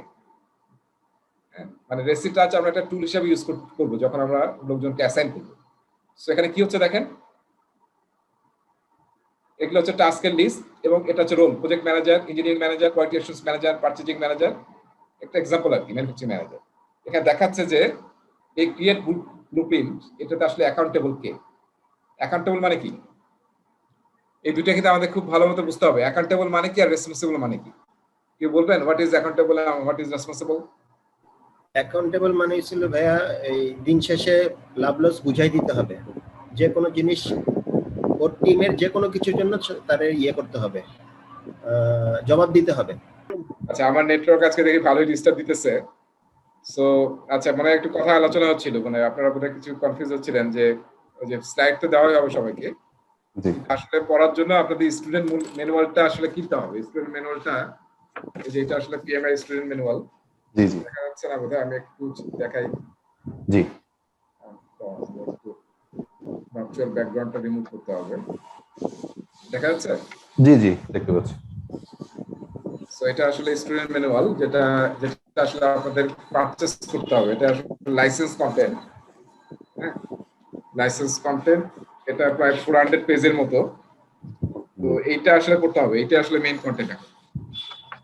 সো এটার আসলে একটা প্রাইসিং আছে, আসলে যদি লাইসেন্স কন্টেন্ট কিনতে চান পিএমআই থেকে কিনতে হবে, সেটার প্রাইস হচ্ছে $39 এটার প্রাইস। এবং ওটা আসলে অনলাইনে আপনি পড়তে পারবেন। অনলাইনে একটা প্ল্যাটফর্ম ওরা তৈরি করছে পিএমআই, সেটার নাম হচ্ছে চয়েস প্ল্যাটফর্ম, পিএমআই চয়েস। তো $39 কিনলে তাহলে আপনি সবকিছু নিজের নামে পাবেন আর কি, বিভিন্ন কন্টেন্ট এটা পাবেন, এর সাথে আরো আনুষঙ্গিক অনেক কিছু পাবেন। সো ওটা আপনারা চিন্তা ভাবনা করেন, আমি এখন এটা বলতেছি না, কারণ এটা ছাড়া আবার পড়া যাবে না আর কি। আর এটা আসলে ফ্রিলি সবাইকে দেওয়া নিষেধ পিএমআই এথিক্সের ব্যাকগ্রাউন্ড থেকে। আচ্ছা, যাই হোক, যে নাম্বারটা আমি হোয়াটসঅ্যাপে দিলাম ওটা ইয়ে করবো, কিন্তু ওটা ছাড়া আসলে পড়া যাবে না। মানে আমি চাই যেটা এক্সপেকটেশন হচ্ছে আমার ক্লাস শেষে নেক্সট ক্লাসের আগে আমি যতটুকু পড়াইছি ওটুকু যাতে আপনারা একদম ফুল প্রেজেন্টেশন স্লাইড এবং স্টুডেন্ট ম্যানুয়াল পড়তে পারেন আর জি জি জি, তাহলে আসলে খুব মজা পাবেন। না হলে আপনারা 2-3টা ক্লাস যদি ফ্লোটা রাখতে না পারেন, তাহলে এরপরে মনে হয় খালি জয়েন করবেন, মজা পাবেন না এবং ইয়া পাবেন না। এবং একটা হচ্ছে আপনি ক্লাসে প্রশ্ন করতে পারবেন না, ক্লাসে যত প্রশ্ন করবেন তত আসলে আপনি নিজে মজা পাবেন। আর চুপচাপ শুনলে দেখুন যে বোরিং লাগতেছে, ঘুম আসতেছে এবং কোনো ইন্টারেস্ট পাচ্ছে না। তো এটা একটু ইয়ে করেন আর কি, মানে প্রশ্ন যাতে করতে পারেন ক্লাসে, পড়ে আসলে তখন আপনি প্রশ্ন করতে পারবেন। এবং আমাদের যে গ্রুপটা তৈরি হয়েছে হোয়াটসঅ্যাপ গ্রুপে, এট এনি টাইম আপনি জাস্ট প্রশ্ন করতে পারেন ওখানে। ওকে, থ্যাংক ইউ। আর আমি মোটামুটি ফ্রি থাকি, আপনারা যে কোনো প্রবলেমে আমাকে ফোনও দিতে পারেন। আচ্ছা, আমরা তাইলে আজকে একটু স্লো যাচ্ছি, আজকে এই টপিকটা শেষ করি আমরা, এই বিল্ড টিম। আমি আসলে আজকে 2টা টপিক শেষ করতে চাইছিলাম, আমরা আজকে এটা শেষ করি। আচ্ছা, রেসি চার্টে, আচ্ছা আপনারা যদি যে চয়েস প্ল্যাটফর্ম করেন, আমি এখানে ভিডিওর সিম্বল দিচ্ছি, একটা ভিডিও আছে রেসি চার্টের উপরে। সো সেই ভিডিওটা দেখি আজকে যদি পারি তাই ক্লাসের লাস্টে দেখাবো আর কি। তো ওখানে কিন্তু 15টার মতো ভিডিও আছে আপনাদের চয়েস প্ল্যাটফর্মে, কনটেক্সচুয়াল মানে বিভিন্ন টপিকের উপরে, যেটাকে স্পটলাইট বলা আছে, মানে ওই টপিকটার spotlight in a video 2-3 minutes একটা ভিডিও পিএমআই তৈরি করছে কনসেপ্টটাকে বোঝার জন্য। আচ্ছা, এখানে দুই একটা কথা আমাদের একটু জানা দরকার, সেটা হচ্ছে যে আমরা তো বুঝতে পারছি রেসি চার্ট তার মানে অ্যাকাউন্টেবল থাকতে হবে, রেসপন্সিবল থাকতে হবে, কার সাথে কনসাল্ট করতে হবে এই কাজটার ব্যাপারে, এবং কাকে ইনফর্ম করতে হবে। এখানে দুই একটা পয়েন্ট খুব ইম্পর্টেন্ট, সেটা হচ্ছে যে প্রতিটা টাস্কের সাথে এই যে অ্যাকাউন্টেবল এবং রেসপন্সিবল, আসলে আমি কোনো বইয়ে পাইছি ম্যান্ডেটরি, মানে এই দুইটা ছাড়া তো কাজটা হবে না আসলে। অ্যাকাউন্টেবল কে এবং রেসপন্সিবল কে, আর বাকি কিন্তু দুইটা অপশনাল, কনসালটেশন লাগতেও পারে নাও লাগতে পারে, কাকে ইনফর্ম করা লাগতে পারে নাও লাগতে পারে, কিন্তু এই দুইটা ছাড়া কাজটা হবে না। সেই জন্য সব টাস্কের সাথে এই দুইটা থাকা ম্যান্ডেটরি, অ্যাকাউন্টেবল এবং রেসপন্সিবল, আর বাকি দুইটা হচ্ছে অপশনাল। ডিফারেন্সটা একটু বলে দিলে ভালো হবে স্যার, অ্যাকাউন্টেবল এবং রেসপন্সিবল। হ্যাঁ, অ্যাকাউন্টেবল তো আমরা অলরেডি আলোচনা করলাম, যার যে আসলে ওনারশিপ, যাকে এটা না হলে যাকে ধরা হবে, যার জবাবদিহিতা যাকে করতে হবে, তাকে আমরা বলতেছি অ্যাকাউন্টেবল। আর রেসপন্সিবল মানে যিনি কাজটা করবেন, এক্সিকিউট করবেন, তাকে বলা হচ্ছে রেসপন্সিবল। তার মানে এই দুইটা ছাড়া হবে না। এবং একজন কিন্তু এরকম হতে পারে, অনেক জায়গায় দেখবেন এ কমা আর, মানে কি এ কমা আর যদি থাকতো, এ কমা আর অ্যাকাউন্টেবল রেসপন্সিবিলিটি দুটেই তার। হ্যাঁ, মানে একই ব্যক্তি, যিনি অ্যাকাউন্টেবল যিনি Same person. Responsible, same person, সেটা হতে পারে। হ্যাঁ, কিন্তু এই দুইটা থাকতে হবে, নাহলে তো কাজটা এক্সিকিউট হবে না। বুঝতে পারছি? তো ওইটা কিন্তু কোনো বই ম্যান্ডেটরি পাইছে, কিন্তু এখানে আমি দেখতেছি যে এখানে আসলে কোনো রুলতে দেখেন, যেমন এইটাতে কোনো আর নাই, তাই না? এই রুলতে খেয়াল করছেন? হ্যাঁ, তার মানে আসলে এই লোকটাই রেসপন্সিবল হবে তখন। আর এই রোতে দেখেন দুইজন আর আছে, এটা কি বুঝতে পারছি? আর কিন্তু একাধিক থাকতে পারে, তাই না? জি জি। আচ্ছা, এখন আমাকে জাস্ট বলেন, একটা রোতে দেখলাম যে দুইটা এ আছে, তাহলে কি হবে? এই যে এই রোতে আমি দিলাম না টেস্ট সার্কিট বোর্ড, দুইটা এ দিছি, এটা একটা আছে আর একটা দিলাম, এটা কি ঠিক হলো? না, প্রবলেম বেশি। না, এটা বোধহয় ঠিক হবে না। একই সাথে হ্যাঁ, তার মানে রেসপন্সিবল একাধিক থাকতে পারে, কারণ বড় কাজ অনেককে মিলে কাজটা করতে হবে, কিন্তু accountable should be one person, otherwise তো কাজ হবে না। তাহলে একজন আরেকজনের উপর বল পাস করবে, জি জি কিলো পাসিং বা বল পাসিং হবে, যে ভাই এটা তো আমার দায়িত্ব ছিল না তোমার, ও বলবে যে না তোমার। জি জি তো accountable should be one person, এটা খেয়াল করুন। পরীক্ষায় কিন্তু আপনারা জানেন যে পরীক্ষায় হট স্পট টাইপ প্রশ্ন আসবে, যেখানে আপনার গ্রাফিক্স থাকবে, যেমন হয়তো এরকম একটা টেবিল তুলে দিয়ে বলবে যে কোন রোতে ভুল আছে ক্লিক করো। বুঝতে পারছেন? তাহলে কোন রোতে যদি দেখেন যদি দুইটা এ আছে, তার মানে দ্যাট রো ইজ রং। জি আর কোথাও যদি পান যে কোনো রেসপন্সিবল নাই, ভাই যে আমি দুইটাকে ম্যান্ডেটরি বললাম, হ্যাঁ, এই দুটো যদি না থাকে তাহলে কিন্তু ওই রোতে ভুল আছে। আর বাকি দুইটা থাকলো কি না থাকলো নট দ্যাট মাচ ইম্পর্টেন্ট, এই দুইটা থাকতে হবে। আচ্ছা, আমরা এই সি এর জায়গায়, কনসালটেন্টের জায়গায় বলতে পারি এস, যেটা হচ্ছে কার কার সাপোর্ট লাগবে, সাপোর্ট। আর এইটা কিন্তু আমরা রেসি চার্ট, এটাকে আরেকটা নামে বলা হয়, সেটা হচ্ছে রেসপন্সিবিলিটি অ্যাসাইনমেন্ট ম্যাট্রিক্স, র‍্যাম। এটা কিন্তু ওই যে কম্পিউটারের র‍্যাম না, হ্যাঁ, বা ভেড়া না আর কি। রেসপন্সিবিলিটি অ্যাসাইনমেন্ট ম্যাট্রিক্স, তার মানে রেসপন্সিবিলিটি গুলা যে অ্যাসাইনমেন্ট করছি আমরা সেটার ম্যাট্রিক্স, এবং টেবিলই আমরা জানি যে সবচেয়ে simplest matrix, responsibility assignment matrix. So আমি যখন প্রজেক্টের কাজগুলো অ্যাসাইন করব, উই ক্যান ইউজ দিস টুল। অনেক জায়গায় এটা ইউজ হয়, এটা শুধু প্রজেক্টে না, আপনি অপারেশনে এবং নানান কাজে ইউজ করতে পারেন। অলরাইট, সো আমরা পরেরটাতে যাচ্ছি টিম স্কিল অ্যাপ্রেজাল, খুবই ইম্পর্টেন্ট। আমরা যদি টিম বিল্ড করব তাহলে আমার টিমের অ্যাপ্রেজাল করতে হবে যে টিমে কি কি স্কিল আছে বা কি কি স্কিল লাগবে, সেটা কিন্তু আমাদেরকে পয়েন্ট আউট করতে হবে, ঠিক আছে? এবং এটা বের করার সময় আপনাকে আসলে এই জিনিসগুলো কনসিডারেশন নিয়ে আসতে হবে। টিমের প্রেফারেন্স, অ্যাসপিরেশনস, কার কিরকম অ্যাসপিরেশন। এই যে আমরা এইবার যে ওয়েস্ট ইন্ডিজের সাথে হেরে গেলাম আমরা, তাই না? মানে আমার কাছে মনে হলো জাস্ট কোনো কারণ ছাড়াই হারলাম মনে হলো। আরে তো এই যে হারলাম আমরা, তখন কিন্তু কি অনেকেই মানে কোচ বললো যে আমাদের আসলে বেশিরভাগ প্লেয়ারের মানসিকতা নাই যে আমি টেস্ট খেলবো। টিমের মধ্যে এমন কিছু প্লেয়ার আছে যারা আসলে টেস্ট প্লেয়ার না এবং তাদের মাইন্ডসেটই টেস্ট না, তো তাদেরকে আমরা জোর করে টেস্ট খাই দিচ্ছি। আসলে এমন লোকজনকে ব্রেক করা দরকার। দেখবেন না বাকি অন্য টিম কি করছে, একদম আলাদা। অস্ট্রেলিয়ায় চিন্তা করেন, স্পিনারটার নাম কি? অস্ট্রেলিয়ার স্পিনার ওই যে টাক মাথা, অস্ট্রেলিয়ার স্পিনারটা, ও দেখেন ও কিন্তু টেস্ট ছাড়া কিছু খেলে, শুধু টেস্টেই খেলে কিন্তু। সো তারা আসলে টেস্ট খেলে এনজয় করে। তো যে এনজয় করতেছে না তাকে আমরা টেস্ট খেলায় নামায় তো আসলে লাভ নেই। আচ্ছা, এরপরে আসেন information processing and organization, decision making processes, interaction with other team members. এই জিনিসগুলোকে আপনাকে আসলে কনসিডারেশন নিয়ে আসতে হবে যখন আমরা টিমে কি কি স্কিল লাগবে সেটা যখন আইডেন্টিফাই করব। আর এটাকে বলতেছে আমরা পি অ্যাসেসমেন্ট টুল।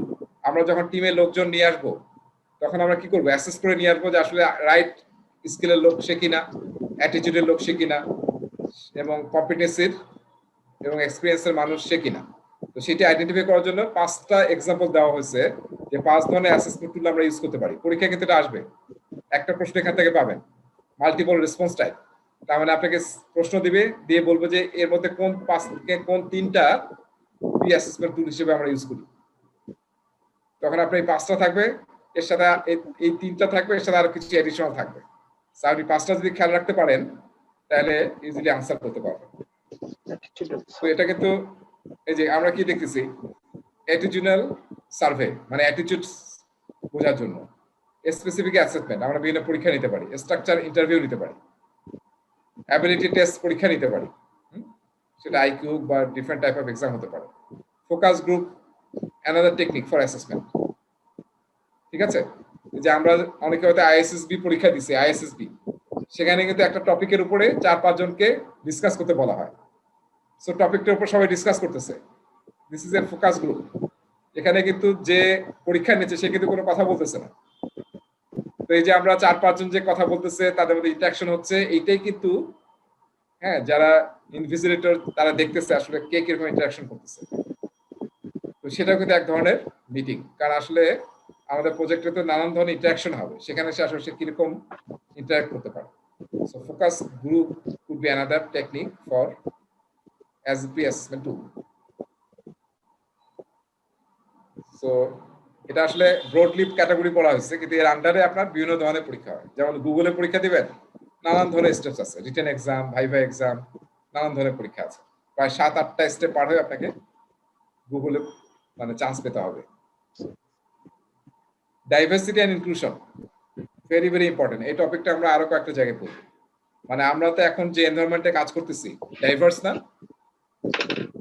ডাইভার্স এনভায়রনমেন্ট, বিভিন্ন দেশের লোকজন, বিভিন্ন কালচারের লোকজন কাজ করতেছে।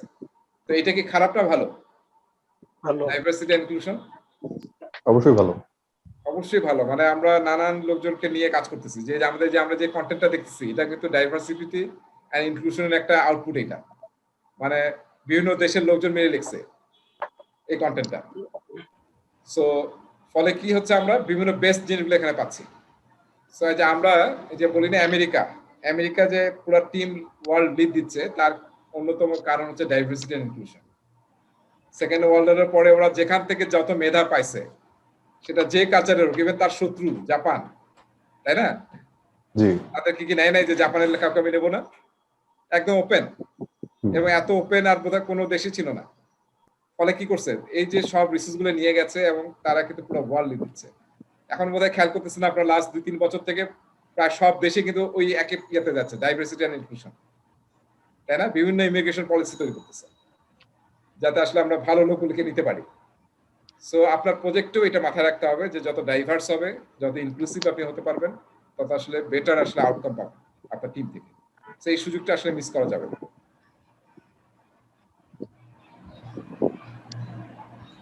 আর এখানে একটা শব্দ আছে টিম ল্যাঙ্গুয়েজ।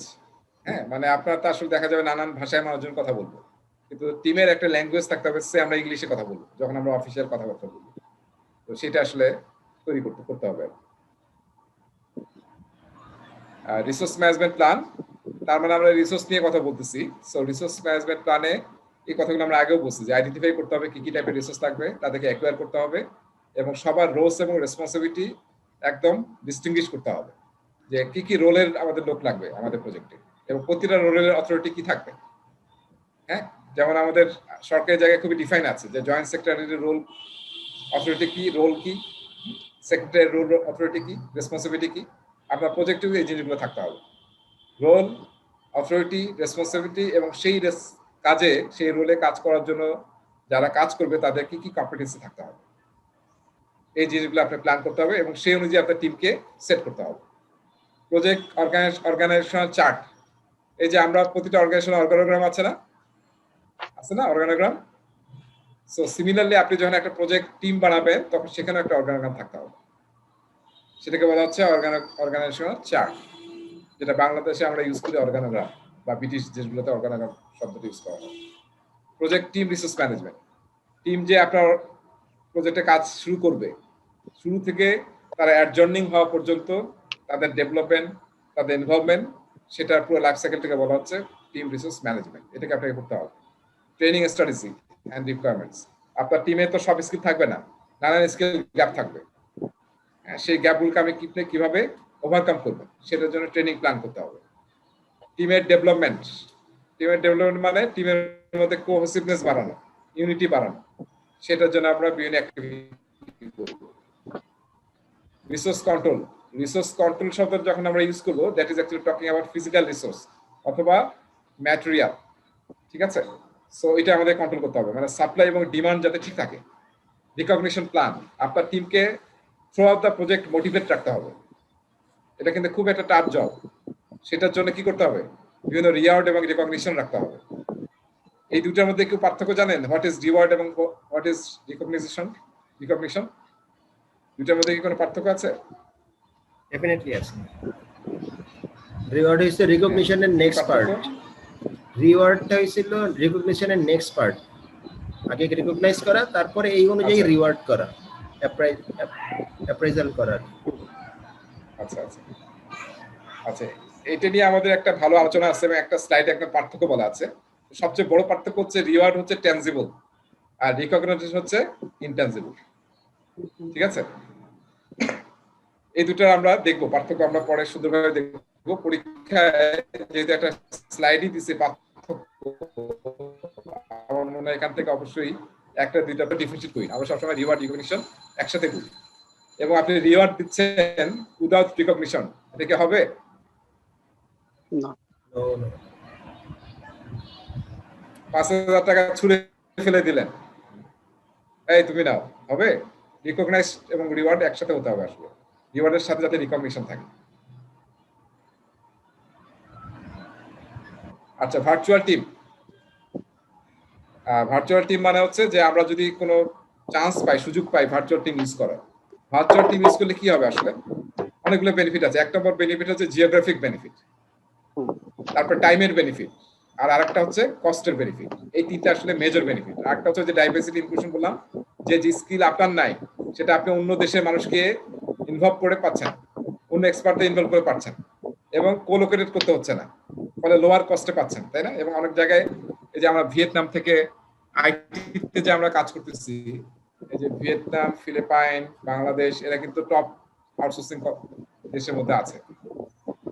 আমরা এই যে রিসেন্টলি অস্ট্রেলিয়া একটা কাজের জন্য বিড করছিলাম, তো সেই বিডে আমরা কাজটা পাই নাই, যদিও বোর্ড অফ ডিরেক্টরস আমার একটা ফ্রেন্ড ছিল। তারপরে কাজ পাই নাই, পরে কি শুনলাম যে এখানে আসলে ভিয়েতনাম থেকে প্রপোজাল দিয়েছে, যেটা মানে আমাদের থেকে প্রায় অর্ধেক প্রায়। দেখছেন, মানে গ্লোবালি এরকম একটা টাফ কম্পিটিশন। সো এই যে ভার্চুয়াল টিম ইউজ করলে আমরা এই বেনিফিটগুলো, যেটা আমাদের বেটার রেজাল্ট দিবে, তো সেটা আমরা অবশ্যই সেই সুযোগগুলো নেব আর কি। ভার্চুয়াল টিম, এই ভার্চুয়াল টিম নিয়ে একটা আলাদা টপিক আছে আমাদের। এই ভার্চুয়াল টিম কিভাবে ম্যানেজ করতে হবে। আচ্ছা, project responsibilities within the team. হ্যাঁ, আমরা যখন বিভিন্ন রেসপন্সিবিলিটি অ্যাসাইন করব প্রজেক্টের বিভিন্ন কাজে, তখন আসলে দেখতে হবে আমার টিমের যাকে অ্যাসাইন করতেছি তার এক্সপিরিয়েন্স, নলেজ, স্কিলস। শুধু স্কিল কিন্তু থাকলে হবে না, অ্যাটিটিউড এবং স্কিলের মধ্যে ট্রেড অফও করতে হবে, তার অ্যাটিটিউড ঠিক আছে কিনা। এবং অনেক জায়গায় ইন্টারন্যাশনাল ফ্যাক্টর ইজ ভেরি কি পার্ট, আপনার কয়টা দেশে কাজ করার এক্সপিরিয়েন্স আছে, ঠিক আছে। আর এই যে আমরা কিন্তু থ্রু আউট দ্য ডিসকাশন আমরা কিন্তু দুইটা বিষয় আলোচনা করবো, একটা হচ্ছে অ্যাজাইল আর একটা হচ্ছে ট্রেডিশন। সো আমি নেক্সট ক্লাসে আসলে অ্যাজাইল কি এবং অ্যাজাইলের ভ্যালু প্রিন্সিপাল নিয়ে কথা বলবো, যাতে আমাদের এই ডিসকাশনগুলো একটু ইজি হয়। সো ট্রেডিশনাল প্রজেক্ট ম্যানেজমেন্ট হচ্ছে, আগে আসলে পিএমবক যেভাবে লেখা হয়েছিল সেটা আসলে পুরো ট্রেডিশনাল প্রজেক্ট ম্যানেজমেন্ট, যেটাকে আমরা বলি ওয়াটারফল মেথড। হ্যাঁ, ওয়াটারফল মেথড মানে কি? তার মানে আমরা সিকোয়েন্সিয়ালি কাজগুলো করতাম, এবং এই যে ওয়াটারফলের মতো স্টেপ বাই স্টেপ। এই ওয়াটারফলে কি হয়, পানি যে এখানে ঝর্ণায় পড়ে, এটা কি উল্টা দিকে তোলা কি সম্ভব সহজে? কোয়াইট ডিফিকাল্ট, তাই না? সো আমরা যদি ট্রেডিশনাল বা ওয়াটারফল মেথড ফলো করি তাহলে কি হয়, নরমালি আমরা সিকোয়েন্সিয়ালি করি, তো ওটাতে আসলে ফিডব্যাক নেওয়া বা আগের স্টেজে ব্যাক করা খুব টাফ হয়ে যায়। যেমন সবচেয়ে বেশি আমরা ওয়াটারফল মেথড ইউজ করি কনস্ট্রাকশন প্রজেক্টে। এখন আপনি ফাউন্ডেশন করে ফেলছেন, হ্যাঁ, এখন আপনি পাইলিং করে ফেলছেন, ফাউন্ডেশন করে ফেলছেন, এখন আপনি জাস্ট ফ্রেমিং করতেছেন। এখন যদি আমরা আগের স্টেজে যেতে চাই, যেটা হুইচ ইজ ভেরি কস্টলি এবং অনেক ক্ষেত্রে ইট ইজ নট পসিবল। আর অ্যাজাইল আসলে বলতেছে যে অ্যাজাইল হচ্ছে এমন জায়গা, অ্যাজাইল মানে কি? অ্যাজাইল শব্দের বাংলাটা কি? উদ্যম। অ্যাজাইল শব্দের বাংলা কি? উদ্যম বলতে পারবো? চটপটে। চটপটে, হ্যাঁ। মানে আসলে যে আসলে কুইকলি অ্যাডাপ্ট করতে পারে বিভিন্ন সিচুয়েশনে, কুইকলি অ্যাডাপ্ট করতে পারে, তাকে আমরা অ্যাজাইল বলি। দেখেন, আমরা যারা পার্সোনালি এখানে ট্রেনিং করতেছি, আমরা এই টার্মটা আসলে অনেকবারই শুনছি যে বি অ্যাজাইল। যদি আপনি বি অ্যাজাইল না হন, অ্যাজাইলিটি যদি ইউজ না করেন, তাহলে আসলে সার্ভাইভ করতে পারবেন না মার্কেটে। আপনাকে বিভিন্ন সিচুয়েশনে অ্যাকোমোডেট করতে হবে। সো অ্যাজাইল প্রজেক্ট আসলে চেঞ্জ ড্রিভেন, মানে যে কোন ধরনের চেঞ্জ হোক না কেন তারা চেঞ্জকে ওয়েলকাম করে। আর ট্রেডিশনাল প্রজেক্ট ম্যানেজমেন্টে আসলে চেঞ্জকে ওয়েলকাম করা হয় না, তারা চায় যে আগে আমরা প্ল্যান করে ফেলবো এবং এই প্ল্যানটা যাতে চেঞ্জ না হয়। সো ওটা নিয়ে আমরা নেক্সট ক্লাসে কথা বলবো। এখন দেখেন, অ্যাজাইল অ্যাপ্রোচে আমরা যখন এই যে টিমকে অ্যাসাইন করি, তখন আসলে আমরা টিমকে অ্যাসাইন করি, অ্যাজাইল টিমকে বলা হয় সেলফ অর্গানাইজিং টিম। এই টার্মটা আমরা আরো ডিটেল আলোচনা করব। সেলফ অর্গানাইজিং টিম মানে হচ্ছে যাকে কাজ অ্যাসাইন করতে হয় না, নিজেরাই নিজেদের কাজ অ্যাসাইন করে। বুঝতে পারছি? This is a very important concept in agile. আমরা নরমাল ট্রেডিশনাল প্রজেক্টে কাজকে অ্যাসাইন করি, যে তোমার ওয়ার্ক প্যাকেজ এইটা, টাস্ক এইটা, অ্যাসাইন করে দেয়, এই টাস্কটা কে করবে, প্রজেক্ট ম্যানেজার অ্যাসাইন করে দেয়। কিন্তু অ্যাজাইল টিমে প্রজেক্ট ম্যানেজার অ্যাসাইন করে না, যে টিমটা কাজ করে সেই টিমটা নিজেরাই নিজেদের ডিসাইড করে যে কাজটা সাকসেসফুলি করার জন্য কি কি কাজ করতে হবে, তাই করবে। হ্যাঁ, এবং কখন করতে হবে, কে করবে, তারা নিজেরাই ডিসাইড করে নেবে। এটাকে আমি আসলে এক্সাম্পল দিতে পারি টোটাল ফুটবলের সাথে। আপনারা খেলা দেখছেন না আগে ফুটবলে? ব্রাজিলের সমর্থক আছেন এখানে? হল্যান্ড হয়েছিল টোটাল ফুটবল, হল্যান্ড। হ্যাঁ, এখানে কি ব্রাজিলের আছেন? ব্রাজিলের লোকজন আছেন? ব্রাজিলের লোকজন নাই ভাই, সাপোর্টার আছে হয়তো, আর কি সাপোর্টার আছে। সো দেখেন, আমাদের মনে আছে স্ট্রাইকার রোমারিও, আমি মনে হয় খুবই কমই দেখছি যে রোমারিও আসলে সেকেন্ড হাফের দাগের নিচে নামছে কখনো। ওই ডি বক্সে ঘুরতেছে বা এই মাঝখানে ঘুরতেছে। কিন্তু আজকে যদি আপনি ক্রিস্টিয়ানো রোনালদোকে দেখেন বা মেসিকে দেখেন, আপনি কি দেখছেন যে সে কোথায় যায়?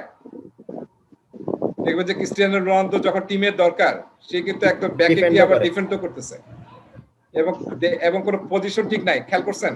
একবার ক্রিস্টিয়ানো রোনালদো লেফটে খেলতেছে, একবার রাইটে খেলতেছে, একবার নিচে খেলতেছে, একবার স্ট্রাইকারে খেলতেছে। সো টোটাল গেম, আমার টিম যা চাচ্ছে two get the result, I have to do that, সেটাকে বলা হচ্ছে সেলফ অর্গানাইজিং। সো আপনার প্রজেক্ট টিমের মধ্যেও আমাদের কাজগুলোকে কি কাজ করতে হবে কেউ বলে দিবেন আমাকে, আমরা নিজেরাই বের করবো। হ্যাঁ, এবং কে করবে কোনটা সেটা আমরা নিজেরাই ডিসাইড করবো, নট আউটসাইডার, আমরা নিজেরাই। এটা কিন্তু খুবই একটা major shifting of mindset agile এবং ট্রেডিশনাল প্রজেক্ট ম্যানেজমেন্ট। যাদের একটু ডিফিকাল্ট লাগতেছে আমি মনে হয় নেক্সট ক্লাসে যখন অ্যাজাইল নিয়ে অনেক কথা বলবো তখন আসলে অনেক ক্লিয়ার হবে। জাস্ট এখন টার্মিনোলজিগুলো মনে রাখি, কারণ এগুলো আমরা আরো অনেক বলবো। রেটস যেটা শুরুতে বলছিলাম যে আসলে আমাদের রেট জানতে হবে, যেহেতু রিসোর্স চাইলেই তো হবে না যে আমি সব বেস্ট রিসোর্স নেবো, আপনার আসলে অ্যাফোর্ডেবিলিটি থাকতে হবে। So as a project manager cost effective decision নিতে হবে যখন আপনি রিসোর্স নিয়ে চিন্তা ভাবনা করতেছেন আপনার টিমে। রিসোর্স অ্যাসাইনমেন্ট, এরপরে কি হবে, আপনার লোকজনকে আপনি রেসি দিয়ে অ্যাসাইন করতে পারেন। রেসি ইউজ করতে পারি আমরা, যেখানে কে কোন কাজ করবে, কে কোন রোলে থাকবে, আমরা অ্যাসাইন করতে পারি। সো অ্যাসাইনমেন্ট আসলে কয়েকটা বিষয় ইম্পর্টেন্ট, যে কে কোন কাজে অ্যাসাইন হবে, কোন রোলস রেসপন্সিবিলিটি, এবং আমরা একটা টিম ডিরেক্টরি তৈরি করবো। এটা আমরা সবাই করি, তাই না? টিম ডিরেক্টরি মানে প্রজেক্টে যারা কাজ করতেছে তার একটা ডিরেক্টরি, তার কন্ট্যাক্ট ইনফরমেশন, তার এমার্জেন্সি কন্ট্যাক্ট, তার অ্যাড্রেস কোথায়, এইসব, যেটা আমাদেরকে আসলে এট এনি টাইম হেল্প করতে পারে। এবং আমাদের প্রজেক্ট অর্গানাইজেশন চার্ট মনে আছে, এটা মানে কি প্রজেক্ট অর্গানোগ্রাম, ঠিক আছে? কে প্রজেক্ট ম্যানেজার, তার সাথে কে আছে, এরকম। যদি অ্যাজাইলে কাজ করে তাহলে এটা উল্টা হবে আর কি, প্রজেক্ট ম্যানেজার সব নিচে থাকবে, সার্ভেন্ট লিডার, আর বাকিরা আসলে উপরে থাকবে, এবং project manager will serve them. Project schedule, এটা নিয়ে আমরা পরে কথা বলবো, প্রজেক্ট শিডিউল, আর শিডিউল অনুযায়ী আসলে আপনার টিম কাজ করবে।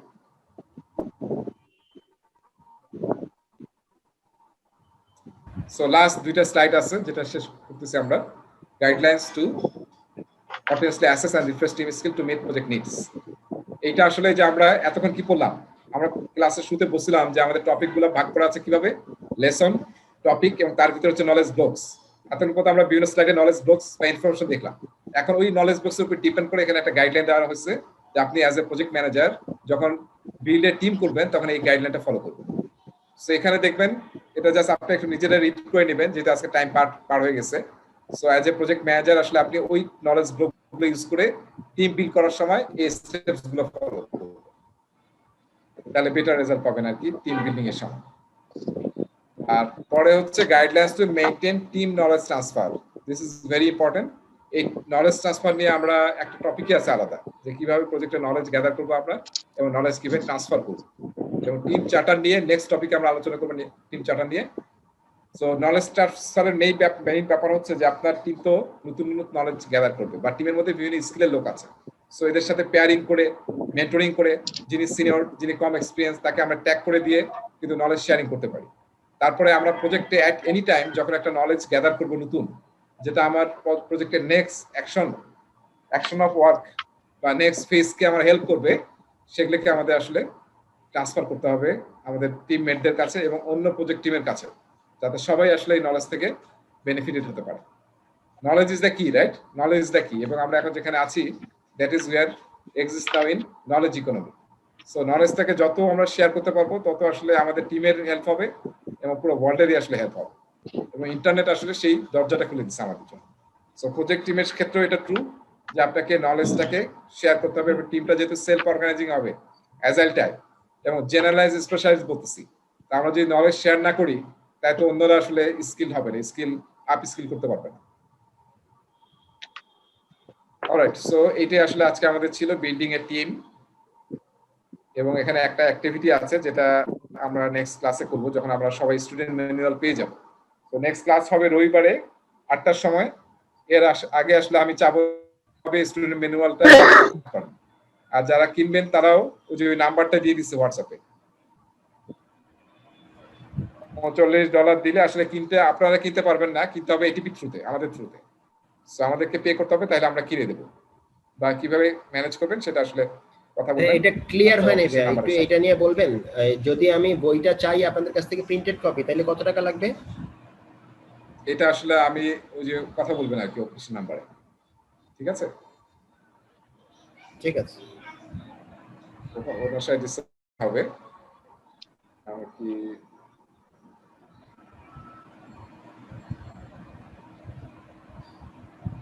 আচ্ছা, আমি কি স্ক্রিন শেয়ার বন্ধ করছি নাকি করি নাই? হ্যাঁ, করছি। আচ্ছা, ঠিক আছে। এখন আমি আসলে প্রতিটা ক্লাসের পর আমি 5 মিনিট থাকবো আর কি। হ্যাঁ, তো এর মধ্যে যদি আপনাদের কোনো প্রশ্ন কথা থাকে আমরা যে আলোচনা করলাম বা কোনো কিছুর উপরে, তো সেটা আপনারা ফ্রিলি ইউ ক্যান আস্ক। আর এমনি ক্লাস শেষ হয়ে গেছে, তো আমরা যেটা মেইন টার্গেট হলো যে আমরা নেক্সট রবিবারের আগে সবাই যদি স্টুডেন্ট ম্যানুয়ালটা পেয়ে যাই, কারণ নাহলে কিন্তু করতে পারবো না। আর আজকে আমি একটু পরেই আপনাদের আমি এই যে স্লাইডগুলো দিয়ে দিচ্ছি। ভিডিও দেখাইতে চাইছিলেন 3 মিনিট স্যার। হ্যাঁ, যে ভিডিও দেখার সময় আছে কিনা জানি না। হটস্পট রিলেটেড পিএম চয়েস রেসির একটা ভিডিও আছে এবং ভার্চুয়াল টিমের একটা ভিডিও আছে। আচ্ছা, ভিডিও আমরা যাই। এর মধ্যে আর কারো কোনো প্রশ্ন আছে কিনা? ভিডিও আসতে থাক। আমরা দুইটা ভিডিও দেখার জন্য আছে আর কি এই টপিকে, একটা হচ্ছে রেসি ম্যাট্রিক্স এর উপর, একটা হচ্ছে ভার্চুয়াল টিমের উপরে। আচ্ছা, আর কোনো প্রশ্ন বা কোয়েরিজ বা কনফিউশন আছে কিনা? আর আরেকটা বিষয় হচ্ছে ক্লাসে কিন্তু মানে কোনো গ্যাপ দেওয়া যাবে না, তাইলে আসলে দেখবেন যে মিস মানে ইয়ে করতে পারবেন না, কানেক্ট করতে পারবেন না। তো একটু কষ্ট করে হলেও ক্লাসে থাকা আর কি।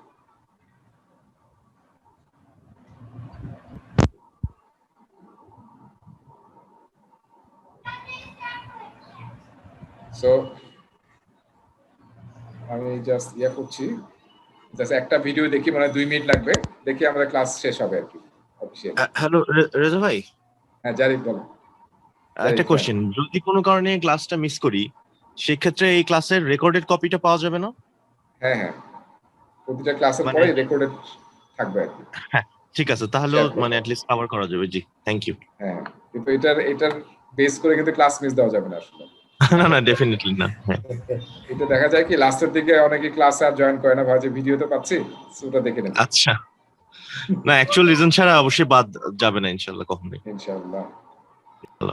আচ্ছা, স্পটলাইট, এই যে এখানে আসলে এই যে এরকম আপনারা যখন কিনবেন তখন এরকম একটা প্ল্যাটফর্ম পাবেন আর কি, যে এই যে এরকম বিভিন্ন কন্টেন্ট থাকবে আপনাদের যারা পারচেজ করবেন এখান থেকে। সো এখানে আসলে এখানে আমাকে দেখাচ্ছি ইনস্ট্রাক্টর ম্যানুয়াল, এখানে আছে আপনাদের স্টুডেন্ট ম্যানুয়াল, ঠিক আছে। আর কিছু এক্সারসাইজ করার জন্য কোর্স ফাইল আছে, 2টা ছোট ছোট সিমুলেটর আছে, মানে এক্সাম আছে আর কি ছোট, আর কয়েকটা ভিডিও আছে।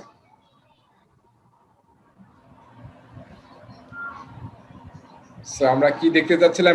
রেসিটা দেখি শুধু ভাই, এটা ওই যারা $39 দিয়ে কিনবে তারাই পাবে এটা নাকি? শুধু তারাই পাবে আর কি। হ্যাঁ,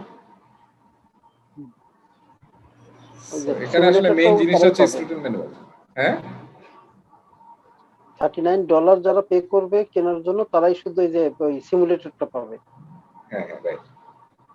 তাহলে ভাই এখন এটা আমরা কিনলাম ধরলাম, কিন্তু প্রিন্টেড কপিটা তো আর পাইলাম না, আবার নিজেরা প্রিন্ট করে নিতে হবে। এটা নিতে পারেন, প্রিন্ট করে নিতে হবে আমাদের কাছ থেকে, প্রিন্টেড বই কপি তো নিতে পেয়ে পারেন। গেলেন $39 তো বই পেলেন। হ্যাঁ, কিন্তু ওই যে অনেকে তো পড়তে পারে না, যেমন আমি তো করতে পারি না সফট কপি। সো কেউ যদি হার্ড কপি পড়তে চায়, কিন্তু ওইটা ওই সফট কপি থেকে প্রিন্ট করা যাবে? হ্যাঁ হ্যাঁ প্রিন্ট করা যাবে, আপনার নিজের জন্য প্রিন্ট করা যাবে। আগে আচ্ছা, মানে একটা কপি করতে পারবে? হ্যাঁ হ্যাঁ, এগুলো তো আমাদের থার্ড ওয়াল কাটিতে আমরা মারি না, কিন্তু বাইরে তো ধরেন এটা একটাই প্রিন্ট করে এরপরে আবার রিপ্রিন্ট করে সবাইকে দিয়ে দেওয়া যাবে, নো প্রবলেম। আচ্ছা, সাউন্ড দেখা যাচ্ছে? Management Institute's Sound Spotlight show. series. Now let's turn our spotlight on G, G, racing G chart জি শুনতে পাচ্ছি। আচ্ছা আচ্ছা ঠিক আছে, ভিডিওটা আমরা দেখে আচ্ছা ক্লাস শেষ করব। You are designing a change in an existing service for your organization. When designing a service, running an improvement project, or coordinating a process, there exists the potential for overlooking important items or for particular contributors becoming overwhelmed. So, you need a way to make certain all roles and responsibilities are accounted for and covered when performing these tasks. Fortunately, you can use a powerful tool known as a RACI chart for this purpose. Suppose your continual service improvement project requires a team of 5 people. These 5 individuals have different skills, but also many of the same skills since they work in the same IT organization. There is a lot of work to do, and all the bases must be covered. So you'll need a way to both organize the required tasks and track their progress. One use of the RACI chart is to map out the activities related to the effort and list them in rows. Along the headers of each column, list the names or the roles being considered for or affected by these activities. Here, team member names are used, but you could use role names, job titles, or other classifications. For each listed activity, you and your team must determine a few things. First, identify who is responsible for performing the work. In this example, Alan and Barry are responsible for completing activity A. So you'll need to place an R in the boxes for Alan and Barry. Next, enter R's in the second row for Barry, Carrie, and David, as they are responsible for activity B. A designation of responsible means the person is required to perform the tasks or actions involved in the activity. The accountable person, represented by the letter A, is the singular person on the hook to make certain the activity is completed or performed per expectations. Here, Alan is accountable for activity A, even though he and Barry are both responsible for performing the associated tasks. Likewise, Ethan is solely accountable for activity B. When the responsible people are working on an activity or activities, they may need to consult with others as the activity may impact tasks they're working on. For activity A, Alan and Barry must consult with Carrie. So you'd place a C for consult under her name for activity A. Consulting is the expected back and forth communication between Carrie and those responsible and accountable for activity A. In other cases, a team member may only need to be informed of progress or issues for a particular activity to stay aligned with the overall effort. In this example, for activity A, that person is Ethan, so you'd place an I under his name. Once you've completed the entries for your project, examine the entire RACI chart and ensure that it is mapped appropriately. Adjust the roles and responsibilities listed as needed or as you receive new information. And that's how to ensure you're tracking all critical activities while designing or managing processes and services. Thanks for using the PMI's Spotlight on RACI chart creation. For more information about the Project Management Institute's certifications, membership, and services, visit our website at www.pmi.org. ঠিক আছে, সবাই দেখছি? আমার মনে হয় এটা খুবই সুন্দর একটা ভিডিও ছিল। নাইস। আর মনে হয় কারো কনফিউশন নাই রেসি নিয়ে। তবে যেটা বললাম দুটো ম্যান্ডেটরি, এখানে কিন্তু দেখালো। কিন্তু যে স্টুডেন্ট ম্যানুয়ালে কিন্তু অনেক কারেকশন আছে আসলে।